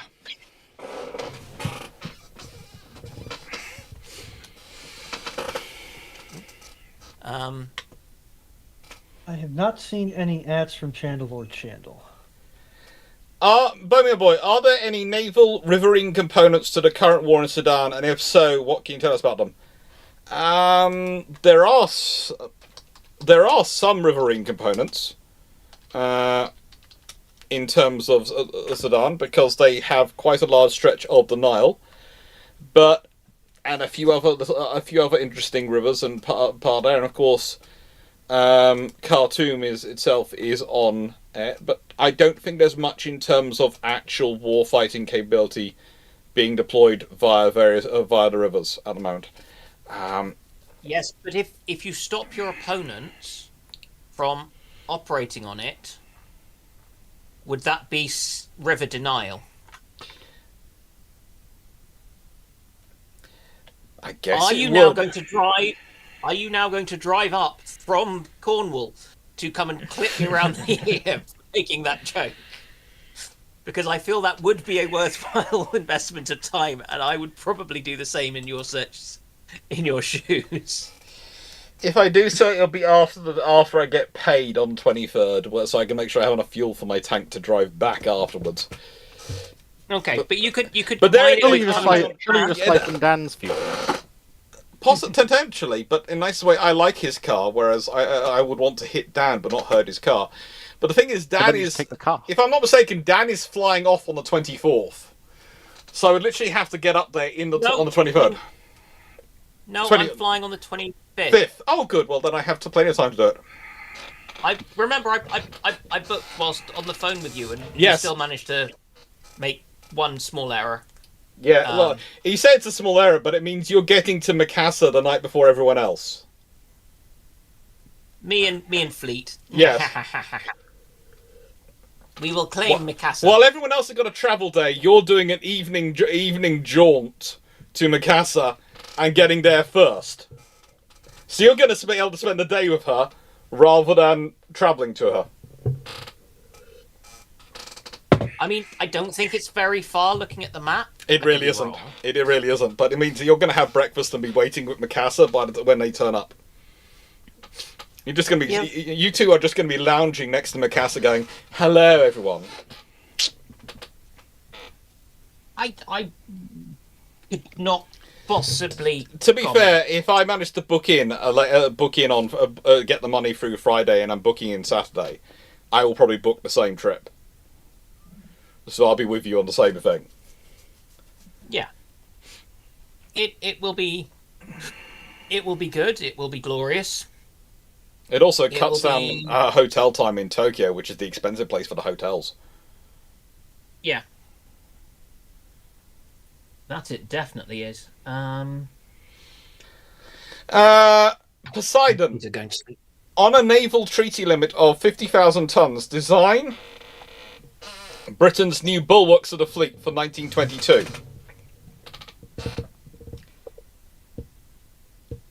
I would say save that question for when we get to the Historiathon and we're doing UAD again. But if the limit is 50,000 tons in standard, in the nicest way, Nelrods are going to be 28-knot ships, and they are going to be armed with at least 12 16-inch guns.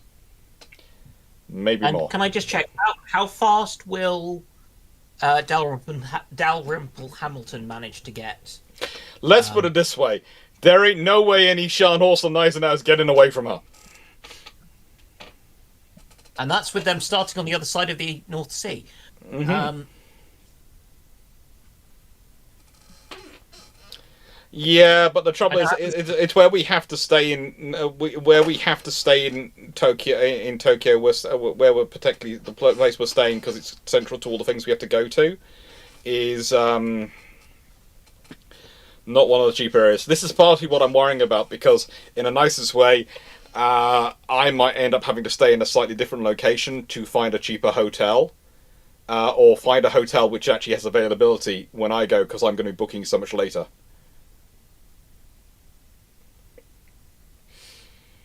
Because, as I said, I don't have the money.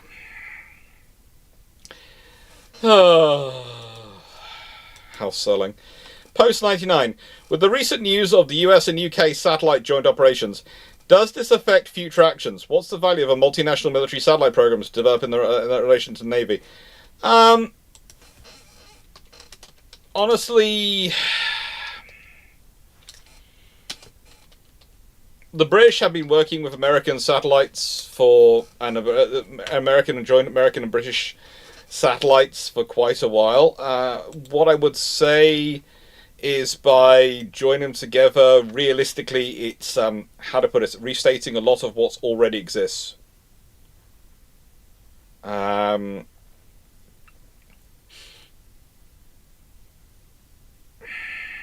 If I give you an example, US a satellite operated by US Space Command was used in September 2025 to check that Skynet 5A, one of the UK's comms satellites, was operating in orbit as intended. It's called a rendezvous proximity operation, and basically they travel alongside each other and check each other out. And that is this kind of operation and system has been happening a lot. It's a fairly common thing. And because whilst, to be honest, the Americans have a lot more satellites than the Brits do, the Americans and the Brits, neither of them have, the Americans don't have infinite satellites, so it's useful for them to have access to our satellites occasionally, and it's useful for us to have access to the American satellites to try and get the cooperative capability, because otherwise you need to launch a lot of other satellites to basically check up on your own satellites. So, and the thing is, this basically has been de facto how British American satellite systems have been operating for quite a while, and it's kind of just a formalization of restating what was already in process.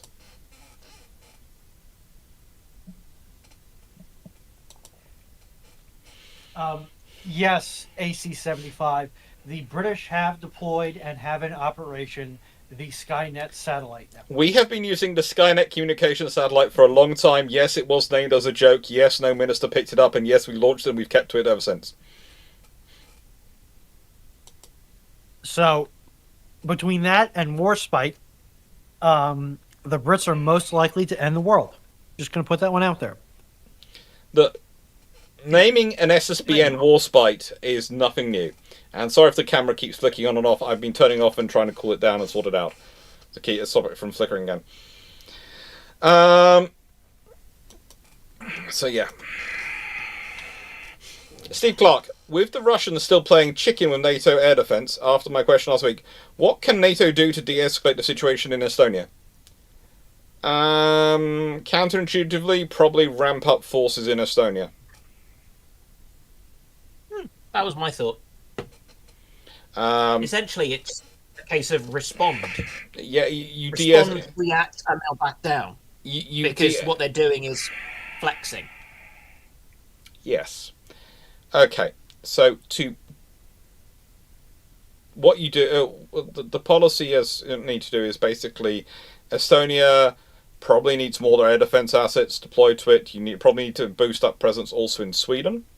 If I was them, I'd be forward deploying fighters, units, etc. to Sweden, because then they have got easy react times across the Baltic and can be forward based to support Estonia, but they are also in a position which makes it very difficult for them to be countered. And basically position yourself and give yourself solid good strength. But the thing is, Russia is very much at this point trying to show how tough they are. And one of the problems for them is that actually it's kind of showing the weakness, because as one of my colleagues who's involved in it said, the strength of the forces they are deploying are almost the maximum strength they can deploy. Are pretty much the maximum strength forces they can deploy. So it's kind of like the deployment of Prince of Wales and Repulse. When the British didn't deploy capital ships to the Far East, there was always a potential they could deploy a lot of capital ships to the Far East, which made Japan worried. When Britain deployed 2, Well, that doesn't really worry Japan, because they've got plenty to deal with those two. You know, it's the potential versus the reality. And the more Russia does this, the more they can look to an extent problematic. In that they look less capable than they start to reveal what their real capability is. And there are lots of people who go, well, no, they wouldn't reveal. But the thing is, due to the various number of AWACS, etc., operating, and the range of those AWACS radars, you have a pretty good idea of how many aircraft the Russians have in the air at any one time. And in satellites and systems watching airbase and all those things, and you have a pretty good idea. Okay? So we know how many aircraft they have in the air. We know how many are flying cover for the aircraft doing the probing attacks. We know how many aircraft are doing the probing. And if those are the only aircraft which have moved around the airbase for the last week and a half, we know those are the only aircraft which were serviceable at the airbase.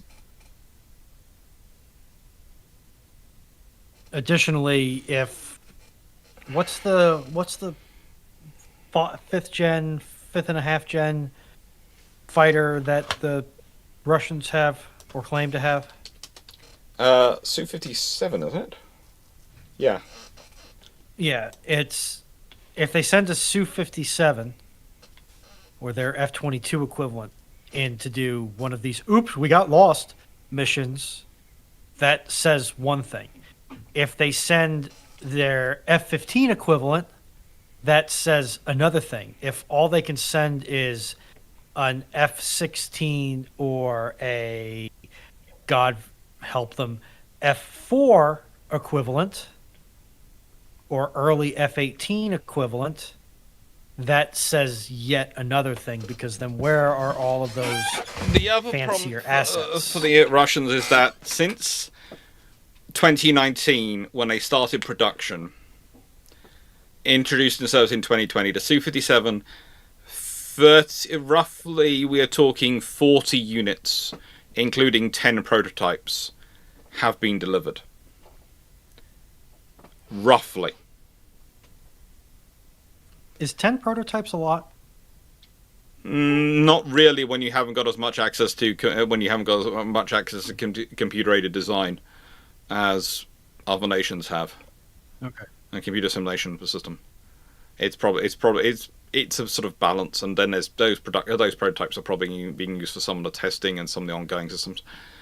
But realistically, Su-57, the Russians have never achieved the level of production they want to. And one of the other problems is that they've had they've had a couple of accidents which have lost them aircraft. And yeah. Didn't they piss off their single biggest supplier of gas turbines by, I don't know, invading them? Yeah, that's one of the reasons why they only got, I think, 2 aircraft actually delivered in 2025. Ouch. So far, I think they've only had 2. They had 7 delivered in 2024. Over the year, that was them running their stocks out. Yeah, and they'd managed to get 32 built by 2023. So this is why I say it's roughly 40. Yeah, we have fairly good details of how many they've delivered, and fairly good open source details for how many delivered, and they've been tracked. And one of the things I would say is that it is rather important to let's put it this way. It's kind of like there is certain information that appears in open source things, like every time that the Americans are testing out their jungle penetration radar, they like to give a new updated idea of where the pyramids are in South America. And that's publicized widely and picked up a lot in South American news, because of course it was where their pyramids, where their peoples are, or their history is, which is lovely. But that's kind of targeted, because that tells the cartels that their jungle canopy doesn't really hide where their drug production is, etc. and various other things, which is one of the reasons why I find it funny when cartels start saying that they could take on the US military. I'm sort of going, no. No. No. No, I don't. I also don't think anyone's going to try invading countries and stabilizing them. I think they're just going to carpet bomb you. If it comes to that. Yeah, this government is not going to attempt to overthrow a cartel government. No, they're just going to annihilate its production facilities. But leaving that to one side, when you start looking at, there are similar publications and things which talk about, how do I put this? If you've ever seen the figures that are produced regularly by the various American government agencies about the agricultural production of other countries, and the figures are coordinated not just are coordinated through a very sort of interesting office in the State Department, as well as through what the governments themselves are producing. That's basically telling everyone that the Americans keep a lot of spend a lot of time tracking with their satellites, tracking what countries look like. Enough so that they can actually produce figures for what your likely crop yield is going to be from their satellites. And it's the same way how we can be fairly sure we track the aircraft. And yeah, which aircraft fly and what they do. It's basically people are trying to play shell games against people who are really very good at not being fooled. No, it's shell games against someone who has literally got a camera taking 1,000 shots a second and can watch it in slow-mo. Yeah. At their own leisure. Yes, the CIA World Fact Book is always a fun thing to use.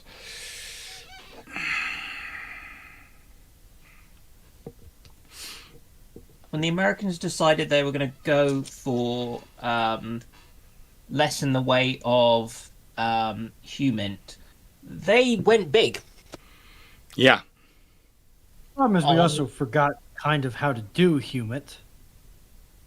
Don't worry, you have allies for that. Yeah. That's the We basic. have allies for that for now. But we are America. We don't need allies. We are a big, strong, independent country. And we don't need no allies. That's what I was wait. And I say, remember, people elect in rhetoric, they govern in prose. Most people elect in rhetoric and govern in prose. No. What And you're it's just much prose coming out of this the administration. problem is that you are forget that they're. How do I put this politely? The publications are always going to be about elections because in America it's a non-stop election cycle. You've basically done this to yourselves. With the way you set up your government, you have a non-stop election cycle. There is literally never an ending. It's a never-ending election. So the public pronouncements are always going to be in rhetoric. The behind-door stuff is in prose. You've done this to yourselves. No, I don't argue that. I would say this is going to sound strange. It's most notable in the current administration. It has been, yes. But speaking as someone who's been working with people who have been on the American administrations and governments for about the last 16 years, and has been studying it for longer than that, it has always been this way to my experience. It's just become more pronounced now because the rhetoric has got that much stronger. But it's always been election, and what's said in public and what's said behind closed doors has been different.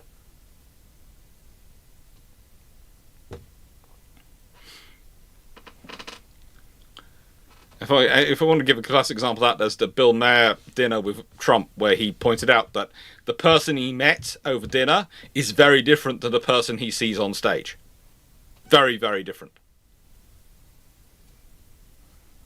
In the nicest way, Doc, I wouldn't be planning to do what I'm doing I know. if the current administration was doing what you're saying they're doing. But they're not. Well, They this is are on a coming this is far- on a far foreign more from rhetoric than they are from I'm talking about from I a would foreign say- policy perspective. I'm not talking about domestic policy. I'm talking about foreign policy. From their foreign policy and how they've been working on foreign policy, it's been very much that. And you have to sometimes dress up the prose to match the rhetoric, but that's been the experience so far. I don't deal with American domestic policy. That I'm British. It's not my experience. Not what I have to deal with. When I deal with Americans, it's their foreign policy I'm dealing with. So that's what I speak to. Trade policy has been very rhetoric-y. Yeah, but that's as much the trade has always been as much domestic policy as it's been foreign policy, and there have been issues spiking in that for a while. There are some very big issues coming up with America. And a lot of the foreign aid programs have been victims to the rhetoric. Honestly, I'm going to come back to fighting from the arse at all.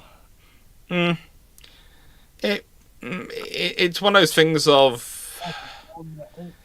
I would agree it's going to cause problems, but I also agree that some of the foreign aid programs had got terribly comfortable with the status quo and did actually need to be rejigged. Not quite in the way they were done. They need to be rejigged in a different way, but, it could be beneficial long term as well to some of them. Because they've been rethought how they're doing it and how they're acting, and they've actually changed in some ways for the better. Isn't the new thing now the end of the H something visas? Oh, don't get me started. No, the H-1B visas now have a $100,000 fee attached to them, but that fee can be waived at the discretion of the administration. Mm-hmm. So essentially, it's the companies we like will be able to get skilled workers. Companies we don't like and who don't kiss the ring will not be able to get skilled workers. Is pretty much what it comes to. Yeah, but also You can argue about that always being the way forever and always. That's fine. I agree that there's definitely always been some level of thumb on the scale. It's just, one, it's never been so blatant, and two, it's never been so codified into law as it has been with this administration. I would say it's not been so blatant since the end of the first Roosevelt administration, Teddy Roosevelt's administration. Prior to that, it was pretty darn blatant. Isn't that the entire Gilded Age? Yeah. Walter Brodus. Which is what we're racing back to. Rapidly. Walter Brodus, where does international law stand on the events in the Caribbean right now? That would be, in the nicest way, that's £450 an hour, and I will get back to you sort of scenario. I do some work. I do some work occasionally with international law people because quite a lot of international law is settled on historical precedents, so they need sometimes a historian to go to various archives and start proving things. And the Caribbean is fun, and the current mess scenario is going to be interesting. If anyone tells you there are firm rules in international maritime law when it comes to these things, I will respond with, well, in theory, there can be if we're going by the precedent. But you always have to remember that 90% of international maritime law has yet to be written. And of that, which is written, 97% is based on precedent, not treaty. So, good luck. Let's skip Moshe's. I'm waiting on him to drop me an update. Oh, maybe he just did it. Yes, he did. Good. So I'm going to post this for the benefit of everybody. Where'd the channel go? There it go. There you go. I've been thinking a lot about your recent Q about a question about Liberty ships. Your thoughts? My 2 cents. I would probably go small, twin screw for redundancy and speed. Oh. No, you got it. Sorry. And build cranes to get them everywhere. Probably roughly sensible. You do need you probably build. I would. The thing is, the supersized ships make sense if you can defend them, and if you can get them. If you're running on the established peaceful logistic systems.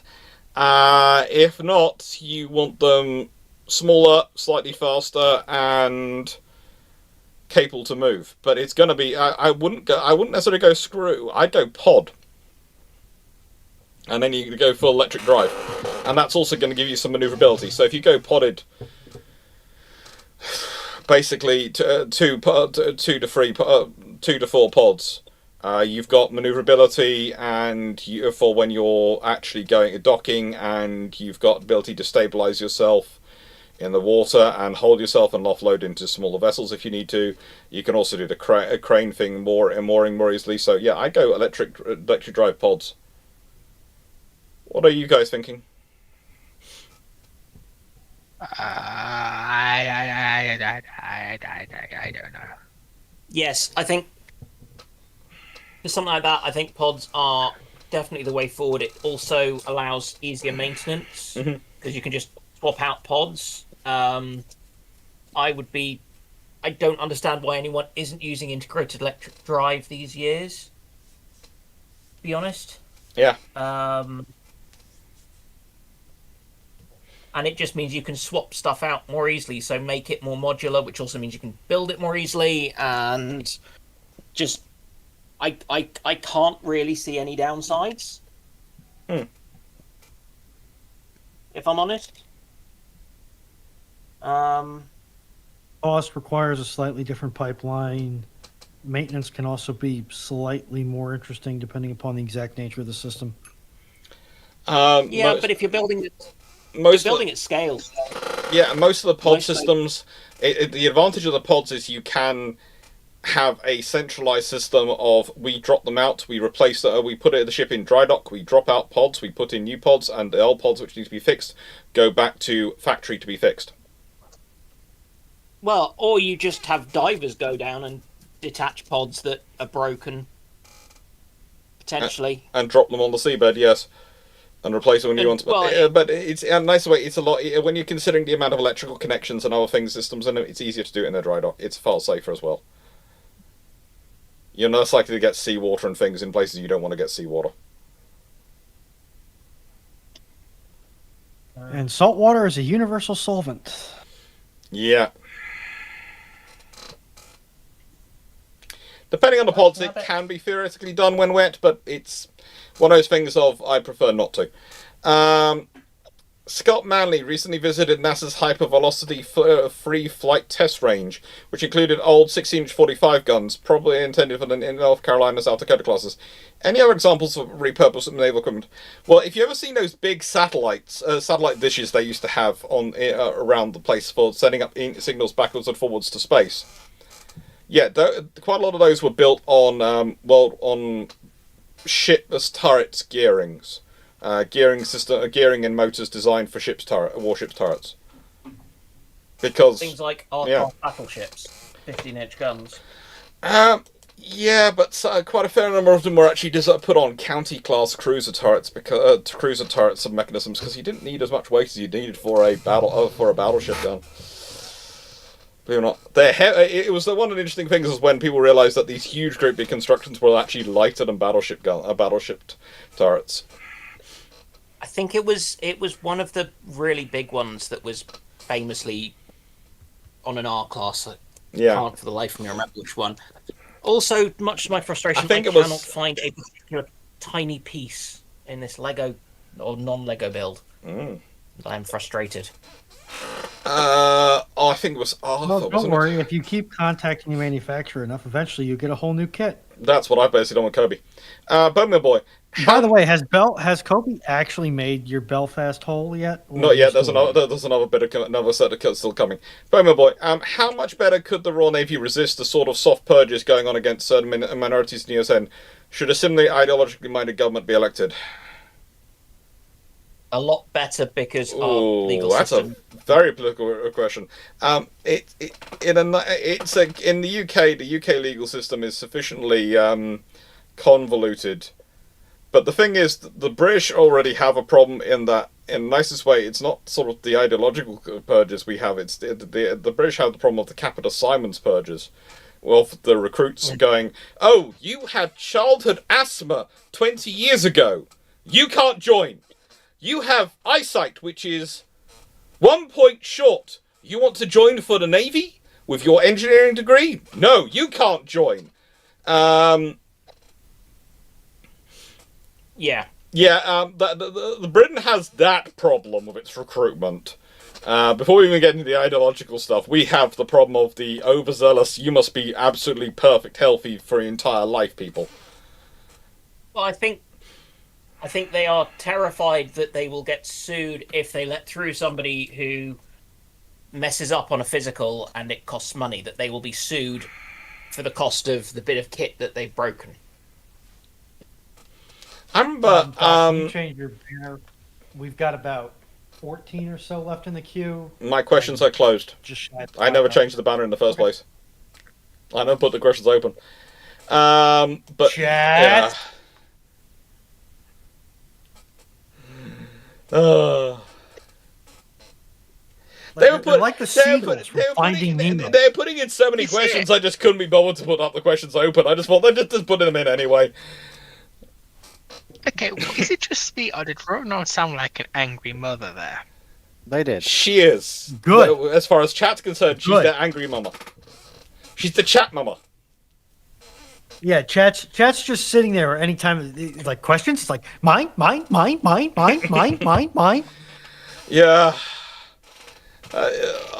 YouTube Minecraft Watcher, what if the British fleet, 10 minutes after Battle of Trafalgar, including captured and wounded, appears in the channel today? The race is between me and Drac over who gets there first to get them to start claiming the ships for naval history. And don't forget the Treasury to claim the ships for the breakers. No, they would. I don't think they're worth anything. They won't make anything. Even the gold paint's not going to be enough. But in the nicest way, those ships are going to be interesting. Then it's going to be, how are we going to deal with the diseases they're going to bring with them? Oh, we can deal with them. Yeah, but those people who don't like to be vaccinated against things are going to be really, really interesting. Have a really interesting life for the next couple of years after they've arrived. The amount of diseases which have been dealt with by vaccination, and they're going to go, But imagine going to the ship's doctors on those ships and saying, okay, so I got good news and I got bad news. The good news is we got diseases like you ain't never seen before. Mm-hmm. The bad news is, or the good news is, I can give you a very tiny injection. You'll be sick for about a week to 2 weeks at most, and then you'll be completely immune to it. They actually had vaccinations by then. They did. They had vaccines by then. Yeah, but usually, one, I had my timeline messed up, but also, wasn't it, yes, you have smallpox. I am now going to take some of the pus from your smallpox and smear it into a cut on the other guy's No, they use cowpox. body. No, they use cowpox. So the initial method was that with the smallpox, which still worked pretty well, but they then moved on to cowpox because it was done by somebody who went to my med school. So we have the skin of the cow that was used, and this is why there's the big meme about milkmaids, because they all had cowpox and been exposed to cowpox, so they didn't get smallpox, so they didn't get the scarring. Yeah. So that's why milkmaids are the big kind of,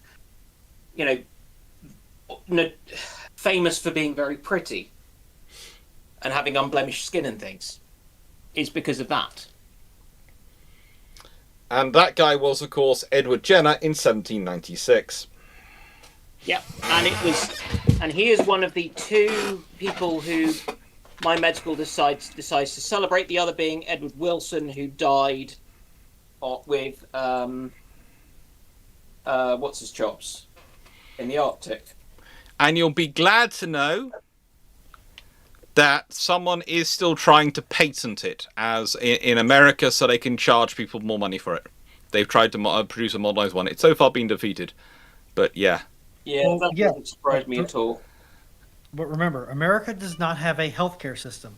It has a wealth transference system, which has the unintended consequence of providing healthcare.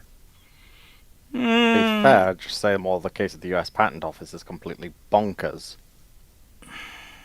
Have you seen who's running the U.S. Patent Office? Actually, not in particular. No. I've seen your government head. Yeah. But the nice way, the US Patent Office has been the US Patent Office for a long time. A long time before Trump. Bowmill Boy. What naval elements are there to the ongoing war in Myanmar in the mangroves and river system, and how does it compare to World War II in Myanmar? There are quite a few boats and things going on, but it's not... In World War II, it wasn't really as much riverine actions as we would associate with it. There weren't really as many... That wasn't really the direction they were... Because of the axis they were fighting, the rivers didn't really go in the way which was going to help them. They were more natural lines of defence rather than necessarily things you could be fighting up and down. Whereas in Myanmar, the rivers are often access points currently to various spaces where they want to go. So it's an interesting time. There's a lot of access denial going on. YouTube Minecraft Watcher. What if in 1930 a French politician, military officer, convinced the government to extend the Maginot Line up to the Channel and down to the Mediterranean Ocean? Well, if they've already got some defences on the Italian border, they do have some defences down there. But if they extend the Maginot Line so that, frankly, they don't have that gap with Belgium. They don't rely on Belgium to defend Belgium. They have the Maginot Line running straight across their border. Then, honestly, it's going to be interesting for the Germans, because that might mean the Germans are probably not going to be able to do as quick a run as they did historically, and that's going to buy time for for Britain and France to do stuff. Because you don't get the run through the Ardennes Forest. Because you go through the Ardennes Forest and you then hit a Maginot Line, which is going to hold you up. Yes, I'm not saying you can't defeat the Maginot Line. You can defeat any line of defence if you're given enough time and enough firepower. But it's going to take time and it's going to take firepower. And that was all the French ever wanted from the Maginot Line. Yes. In fact, the Maginot Line worked. It pushed the Germans to go through Belgium, which meant that the fighting wasn't going to happen in France. And they didn't attack across where they had done before, and that all worked brilliantly. The problem was the response times were way too slow, and everyone remembered kind of 1916 and forgot about 1918 when we actually got good at fighting. And were beating the Germans, and they forgot what was actually involved in that and how quickly we could actually move. Yeah, and that's one of the problems. It's an interesting fun. But Dan, don't you have to work today?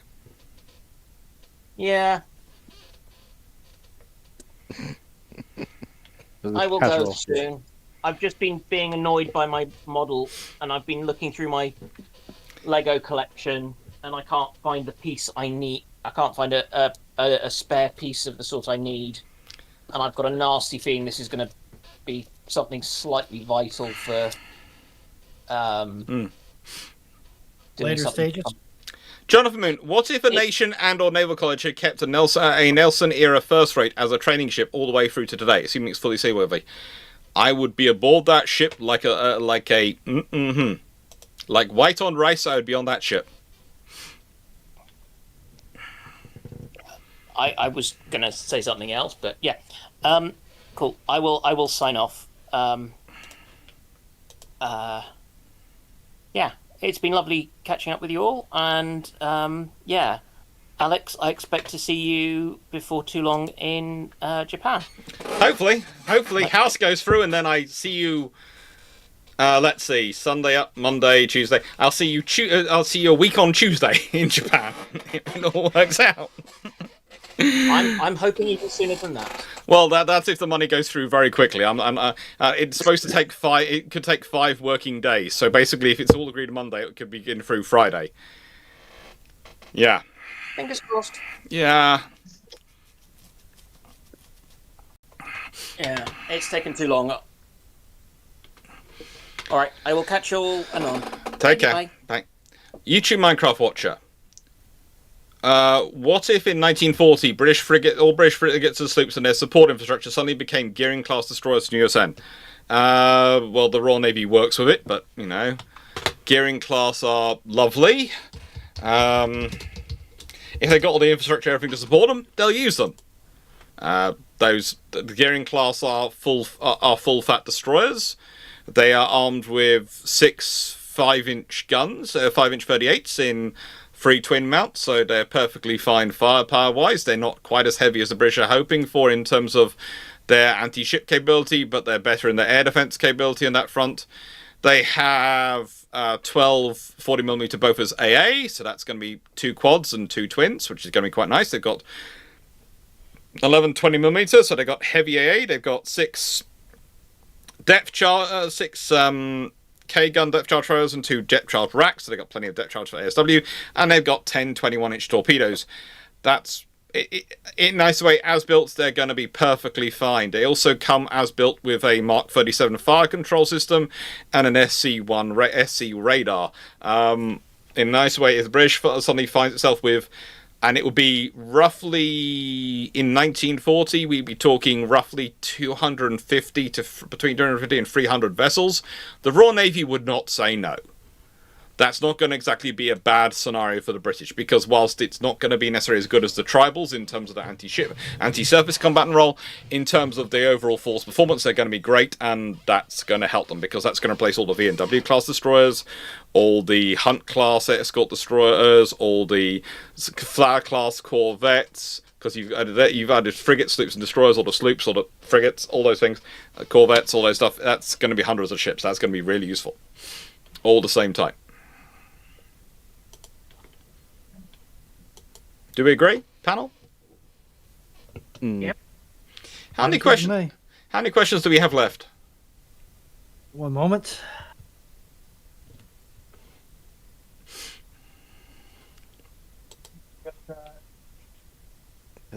We got that, and that.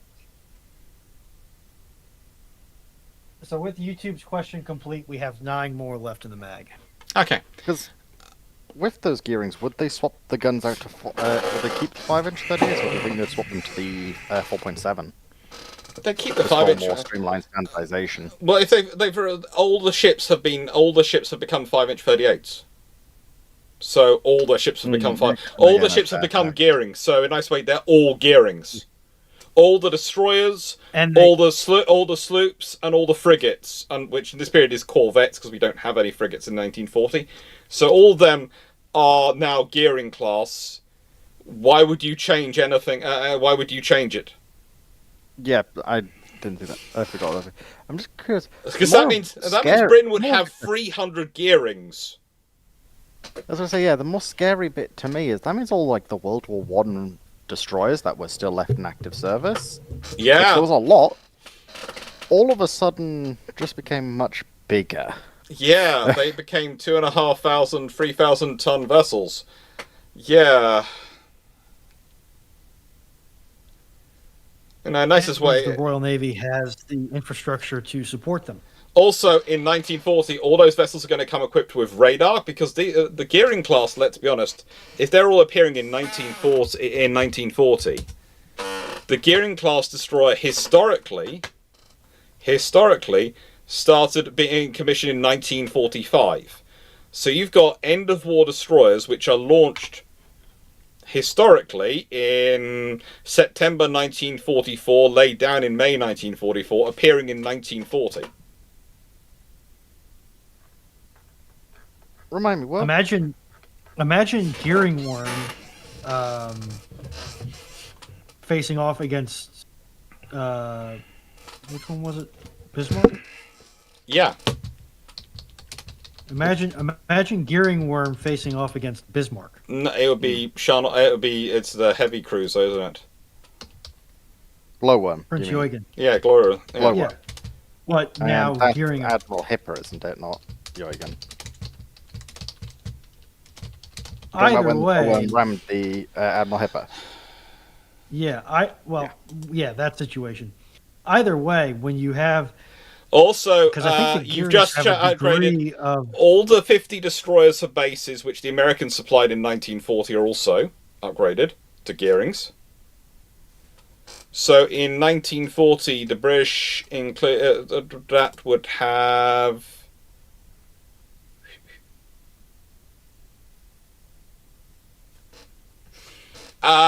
If we're talking all the escorts, everything upgraded, then the British have got. Oh yeah, there's 300. They would have 300 gearings in service in 1940. Remind me, how big were destroyer squadrons again from World War One? There were 12, right? In the destroyer squadron. 8 with a destroyer leader. Would this be impacting the tribals as well? Yeah, everything.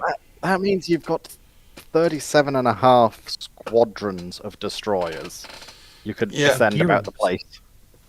And that's imagine tribals with gearing firepower and sensors. With gearing, the firepower is actually a downgrade in terms of gunnery. Yeah. But it's an upgrade in terms of torpedoes. But the thing is, the rest of the force is also upgraded, so it's useful. And if you consider, again, if we go with flag-class corvettes, you are replacing so many ships in terms of availability. Yeah, oh, good lord. I've just realised that if you're doing... And it said it's all launch ships, so... Yeah, it's about 300 to 340 gearings the British would have in service. You've also made the logistics of the Royal Navy very, very happy, because now instead of multiple classes, they just have one. Yeah, and in the nicest way, if you think about that turning up in 1940, that's before the submarines get good on the German side. So these have the latest sonar from 1945. These have the radar from 1945. They have all these. They have 6 throwers and 2 racks for torpedo launchers, for depth charges. They have 10 torpedoes. So yeah, they don't have the, but their guns are also going to be better in air defense. So it's a case of you probably don't lose Gurkha.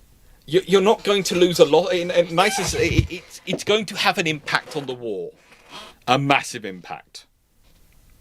And a significant emotional event to any German has Norfolk happened yet?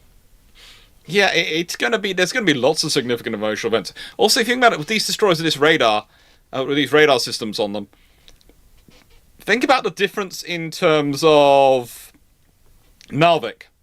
When the H-class boats go in, they don't have radar, so they're visually searching. If they have radar working, they pick out the German destroyers on their way in and probably launch torpedo salvos at them from through the fog.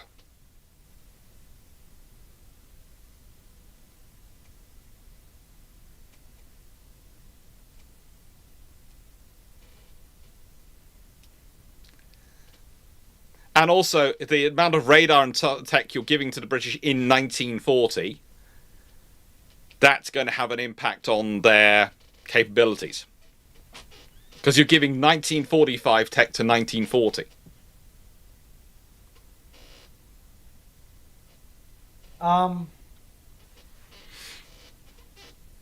Maybe Mosh on the 40mm. I think the pom-pom production line could probably be retooled pretty quickly for Bofors chambering. They could sort it out. And besides, it said it's got the infrastructure for them. And, Marshal Roger has said that, and their support infrastructure suddenly become gearing class destroyers.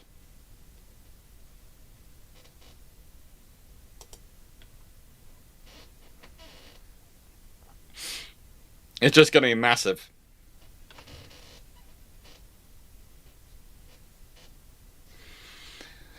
Moshaw, did any impossible requirements actually get fairly decent ships somehow resulting from them? Inspire the German Minesweeper, Hilf Cruiser, Escort combo, and failure. Not really. Impossible requirements tend to get ships which don't tend to get decent ships. They tend to get ships with flaws. or they've got everything. It's kind of like the classic story with the LCS. It's so much is built around speed that it fundamentally undervalues the rest of the hull and the rest of the ability. Castanea, how useful would the USN getting one CGN for each CVN be? Incredibly useful, because it means you have basically it means you have a crew, an escort which can keep up with the carrier, no matter what it's doing, where it's going. So if you have to do strategic movement of your carrier from one theatre to another at high speed, going as fast as it can with its nuclear reactors, you've got something which can keep up with it for the whole way. And guaranteed to keep up with it. That's the reason why the Americans did the whole nuclear cruise. Yes, there is people go, well, in theory, if we can do it with the Arleigh Burkes. Really? Can they keep up with the full speed of the carrier? And can they do underway replenishment while maintaining that speed? If they can't, then in a nice way the carrier has to slow down for them, doesn't it? So it can't do it it's got to do it unescorted. And you don't like carriers going around unescorted, because the whole advantage of a carrier is being part of a task group. And even one escort, like a CGN, can make a massive difference for a carrier's survivability. And then also you've got the advantages of these days, in terms of the issues with railguns and a lot of these systems, is the power generation and power availability. A nuclear-powered vessel would have a way of getting around that until we've got far better capacitor capacity. Moss Shaw. To say twice. Yeah, it is fun. Capacity. Someone said, I prefer describing it once to me as capacitor efficiency. And I went, but yes, but that's not what we're talking about. We're talking about capacitor capacity. Because the trouble is they lose charge so quickly they can't retain the volume of charge we need to maintain the things, and they can't recharge enough. So it's their capacity, not their efficiency. Yes, but it doesn't sound right to say. Well, it's the truth. It's capacitor capacity. It's the truth. You can't handle the truth. Some people can't. Not sure. Basically, in a nicest way, if you're building something nuclear power, it's going to have to be bigger. It's going to be bigger, so it's going to be a cruiser. But I would say the USN have pretty much come to the idea that if they're building anything nuclear powered, it's going to be a cruiser. It's called a cruiser because that's pretty much what it's going to be. Because it's going to have to be that much bigger to justify the cost. Moss Shaw, how many 76mm barrels would you put on a modern destroyer if you were designing? In how many turrets? 3 twin turrets.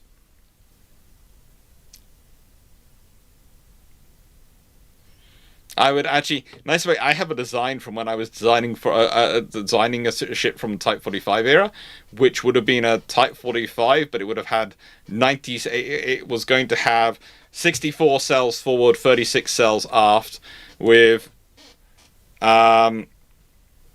32 cells aft and 64 cells forward, with 32 cells of each. The 32 cells aft and the 32 cells of the 64 forward being the silver A70 for Aster and surface-to-air missiles, and then 32 Mark 41 VLS cells also forward.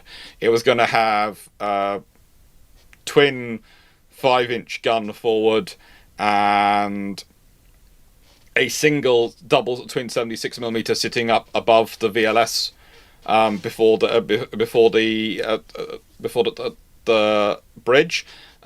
2 close-in weapon systems phalanxes, just sort of on sponsons, just sort of to the outside of the bridge on wings, and 2 76mm twin 76mm aft on either side of the hangar, with another phalanx on top of the hangar. And it was the 32 VLS cells were going to be before the hangar, so in the superstructure before the hangar, and in front of them was going to be a slot for 16 naval strike missiles or harpoon, depending on your desire. And yeah, that was my basic design.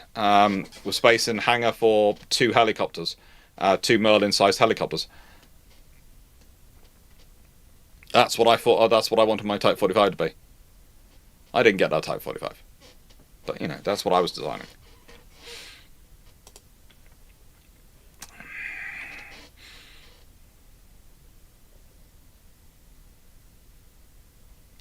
YouTube Microculture, what D names for battleships or carriers would you recommend? I have Dreadnought, Devastation, Dauntless, Determination. Duncan is always a good one. because it's Admiral Duncan. We also have a quite long history with what is it?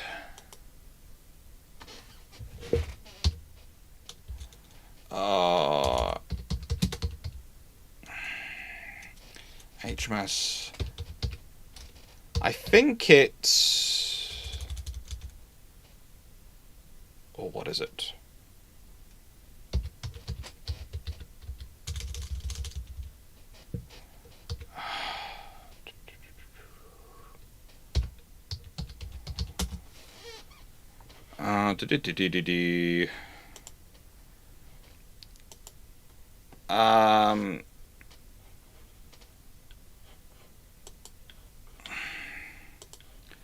What is its name? Oh, it's gone completely from my name. It last used a ship of line.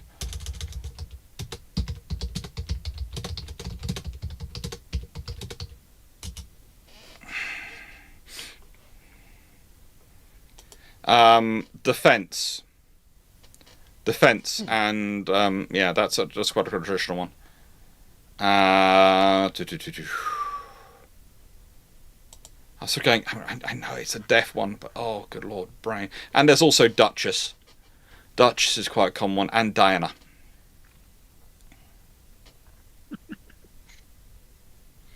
And you can always bring up Drake. In this modern climate? Hmm.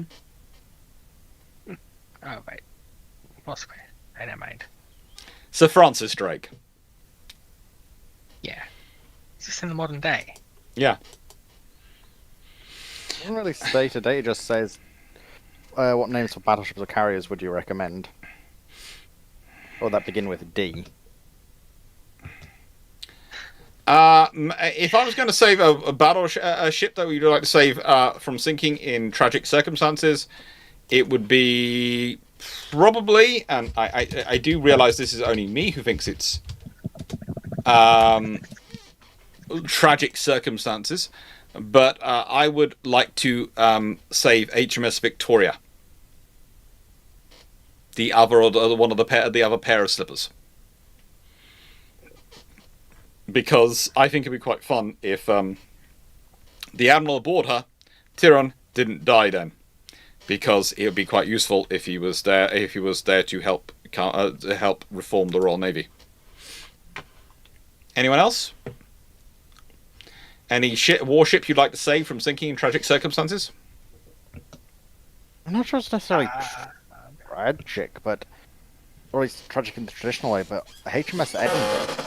Because I think it's almost tragic that the crew did so much and were so close to being able to save her, only for all their efforts to be dashed by, honestly, bad luck. Yeah. Of they missed their target and just happened to strike almost the exact opposite side at the exact same bulkhead.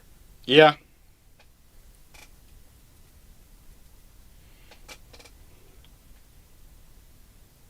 I'm going to go with Hornet. Original flavor. Because if memory serves, it's like, we can save the ship. We just don't have time. So, pump a bunch of torpedoes into it and send her to the bottom.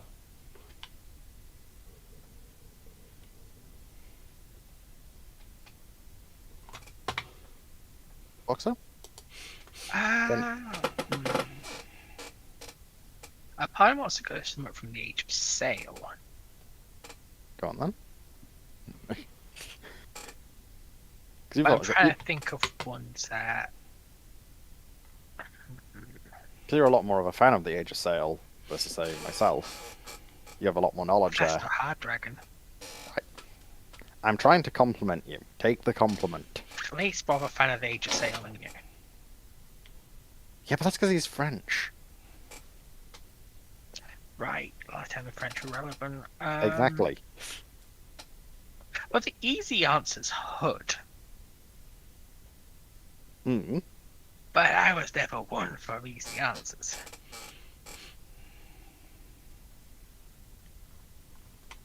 So I'm gonna go. If I really wants to go with though.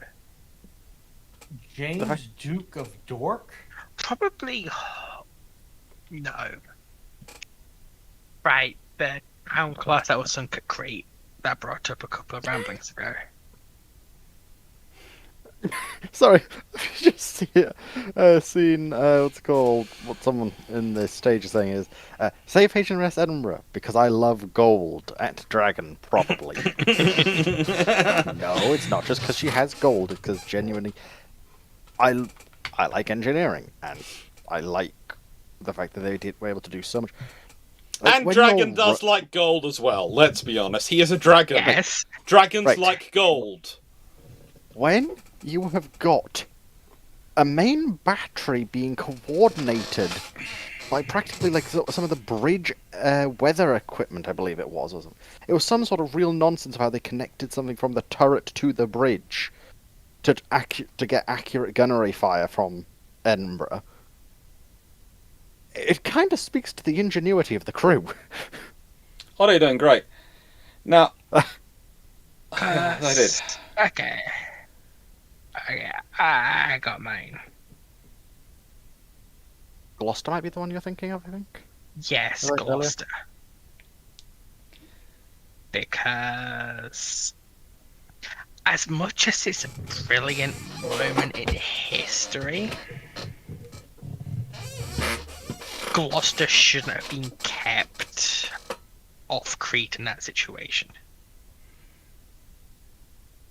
Where she's running out of ammo and gets sunk because of it. And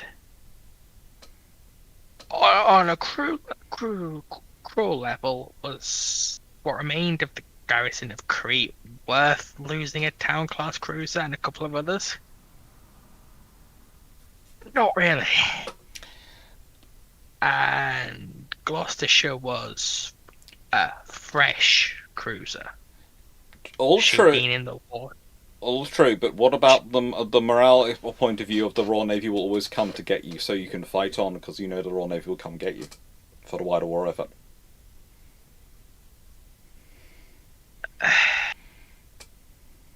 I understand that.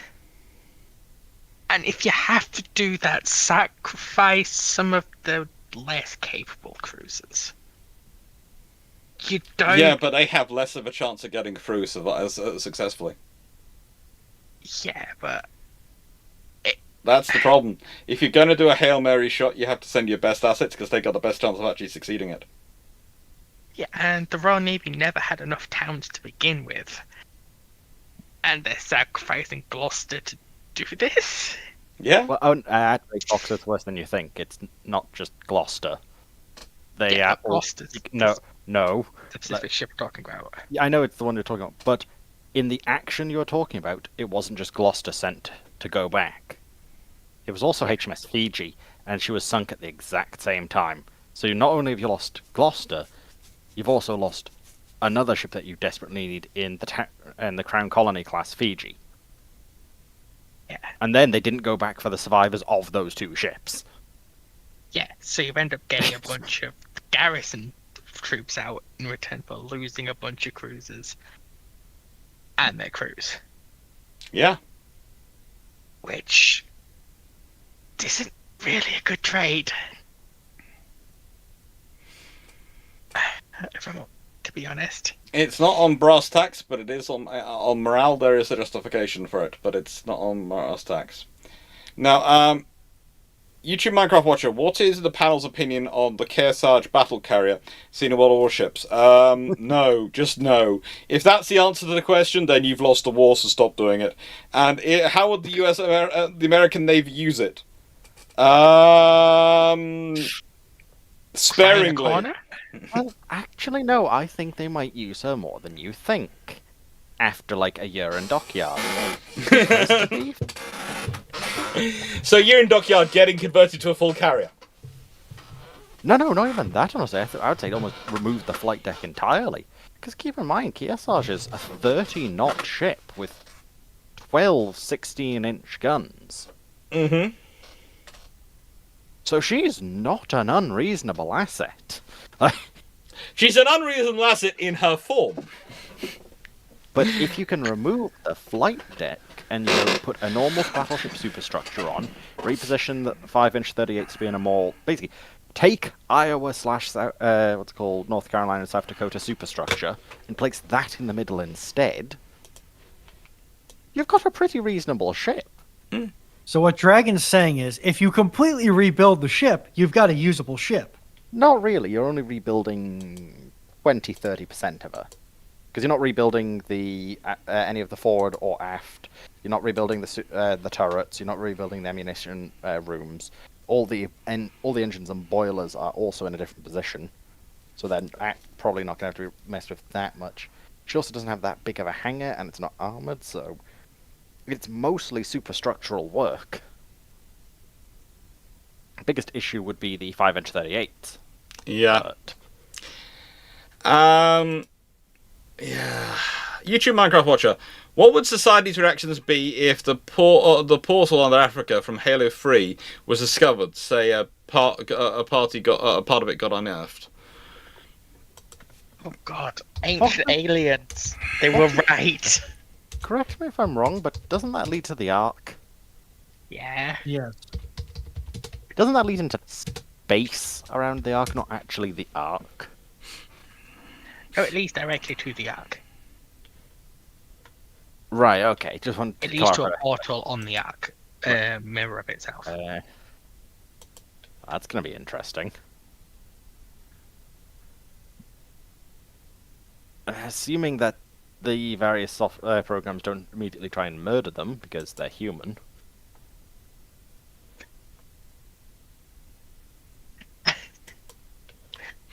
You've got some very confused explorers. Yeah. You know, a nice way.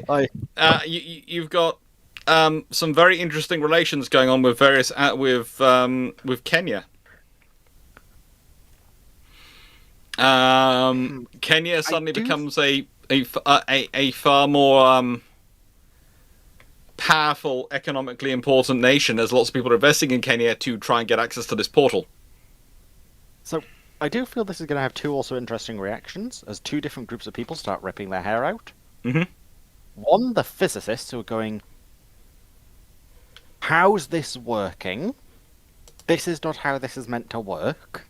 Yes, theoretically you can explain it via a wormhole, but this isn't how we understand physics.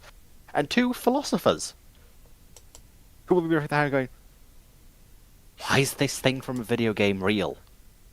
What's going on here? You're forgetting the third. Is this some sort of ancient thing that is actually No. into our genetics? Oh, gods, what's going on? You're forgetting the third. Every single conspiracy theorist on the planet is going to go mental. They're not pulling their hair out, but they're going, aha, we knew it, we were right all along. I told you they were putting chemicals in the water that turned the freaking frogs gay. And just everyone else just sort of going, please, just be quiet, shut up. We're trying to figure something out here. No. Nice way. Speaking as a historian, I'm volunteering to go through that. Because I might as well. About 500 years before the portal closes, so you've got time. Yeah. Go through it. Find out anything interesting things I can do.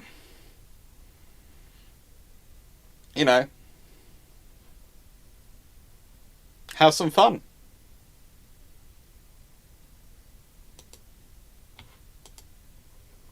Because there is a lot of fun I could have on it.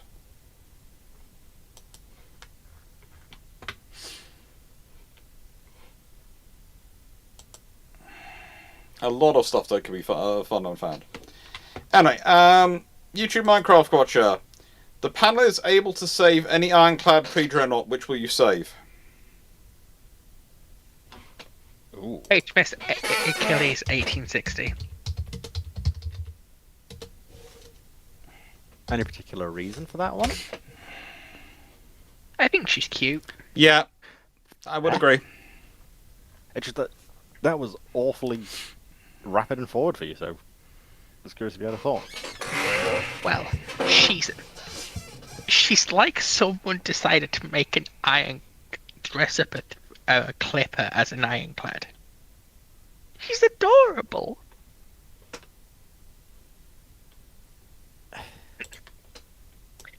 My first mind would jump to HMS Agamemnon, just because how cursed it is to look upon for most people, but I very much like them for just how silly they are. So I'm going to take the heretic approach. And I need you all to hear me out before I finish this. I'm going to save Hosh for the explicit reason of if she still exists to this day, I can then take Fleet to her and explain to him in excruciating detail with actual real world examples why Hosh is a bad ship.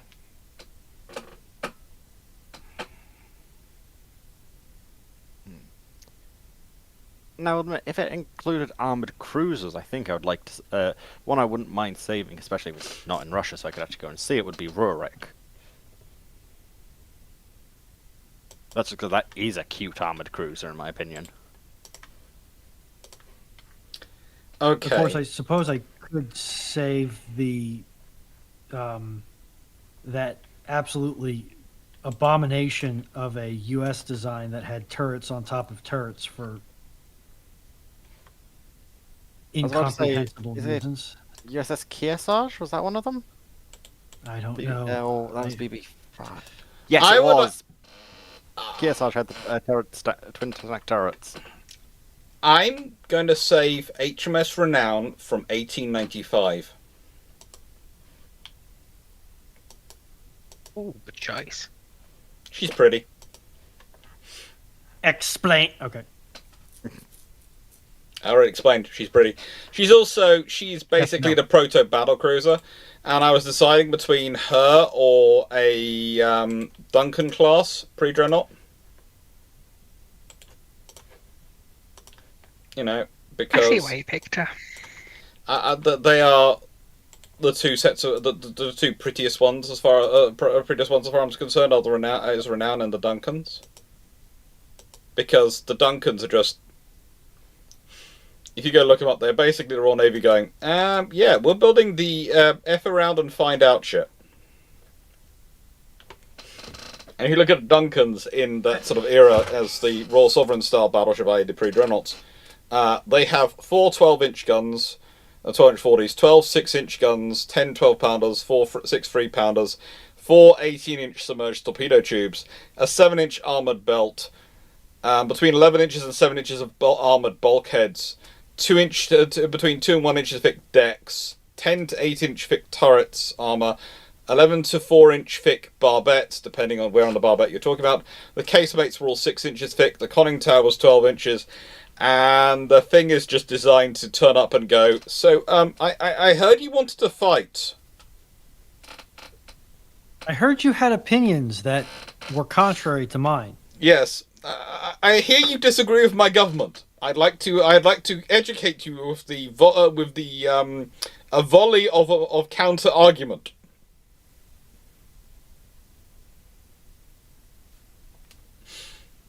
And I heard you decided that you could ignore the strongly worded letter. Mm-hmm. I am the strongly worded delegation. Yeah, that's the thing is the people. That's the whole point about the naval diplomacy, etc. The strongly worded letter will tend to be backed up by the strongly worded. This is honestly not an invasion force, but it could become an invasion force if you were causing us. If you decided not to continue to listen to us.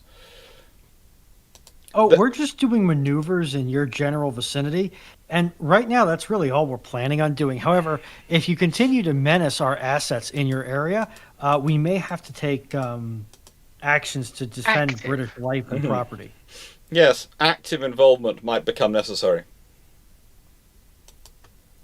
And this is the great thing. This is the picture of the Armstrong yards when they were building the turrets for the Duncans.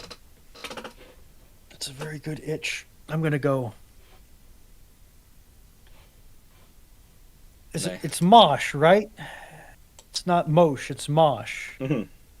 Also, I love how... Whoops, that's not what I wanted to do. Sorry. I can't unhide it either, which is very annoying, YouTube. Thank you very much. I love how we do have a chat member who seems to take it personally when they are made analogous to Hosh. Can you blame them? It happens. Motion. It happens. No, I can't, but Fleetwood. Fleetwood Mac. Huh? Yeah, but It's potato time. Fleet's got weird things for that ship, so... I'm still not unconvinced that I'm still not convinced that let's he give doesn't Fleet have a Hosh body pillow. Let's give Fleet some slack. The Hosh Dame has game. Yes. And now, please never let me say anything like that again. This is the scare. This is always the thing, and no one take this wrong way, but this is always the thing that scares me most when we do these trips, is the fact that so many people are so generous and give us £1,000 or more on these trips as backers, and I always sit there and go, I don't know how to say thank you. I sort of thank you, but I'm just looking through the list, and we've got some people who've given £10, some have given 25, some have given 45, a fair number have given 70, a few have given 100, and then I go up the thing and I sort of go, there's one person that's given 500, and then we've got a couple on 1,000, and I go, I never know how to say thank you. And then I usually have my colleagues going, we really should have, because this is what happened for the Australia trip. Someone gave $3,500. I'm sort of going, okay, this is why we have an Admiral of the Fleet title for someone, because we don't. It's just, this is the thing. It's coming from the background I do in academia, with the academic background I do, and those things. I've sort of been trained in an environment where people were the opposite of generous with money. And I just never know how to say thank you when I look it up. I went, oh, good Lord, yeah, thank you. It's very kind of you. Very, very kind.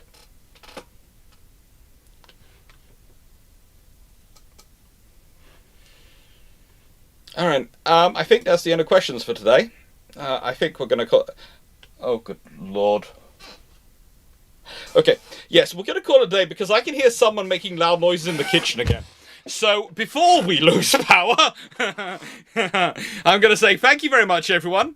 Thank you. Thank you for your sign of support. Thank you for everyone who's helped out the Ship Shape trip. Thank you for everyone who's helping with all these things. Well, take care. It's very kind of you. It's been very nice of you to help us out, and it's very generous of you. Thank you to Dragon. Thank you to Foxo. Thank you to Runon for all the work she does for this channel and everything else. And thank you to Dr. Dan, who was here earlier. Thank you, everyone. Hope to see many of you tomorrow on Ramblings, which is going to be Fleet's last Ramblings before he goes wandering. I think he's doing Ramblings tomorrow. Well, he's not supposed to be going to the... He's not supposed to be going down until... He doesn't get on the plane until he goes with Dan. So he shouldn't be going... He should be available for tomorrow's Ramblings.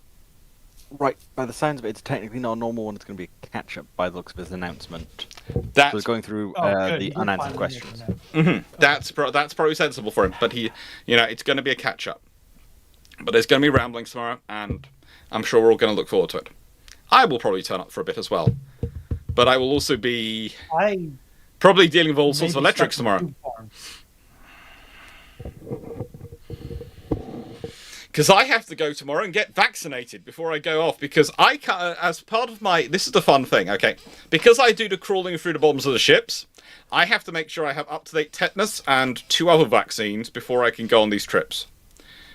Plus, I'm going to get my flu jab as well. So I'm going to get 4 vaccines tomorrow stuck in my arm. I've got 4 I have to get updated before I go to Japan. So they're all I'm going tomorrow to get them all updated. So I hope I do end up getting through to be able to go on time, because if I don't, I'm going to be turned into a pinkish for no reason.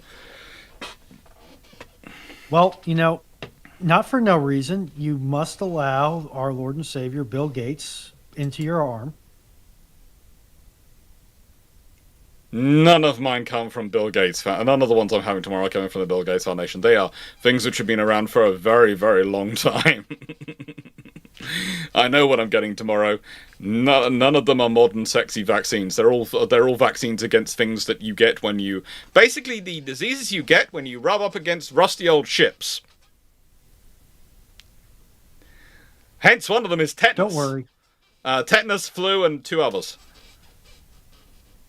Bill Gates does all. Blessed be the name of the Gates. Unless they start gatekeeping things. Oh, good lord, we're going before the puns get worse. Take care, everyone. Thank you for being here, and good night.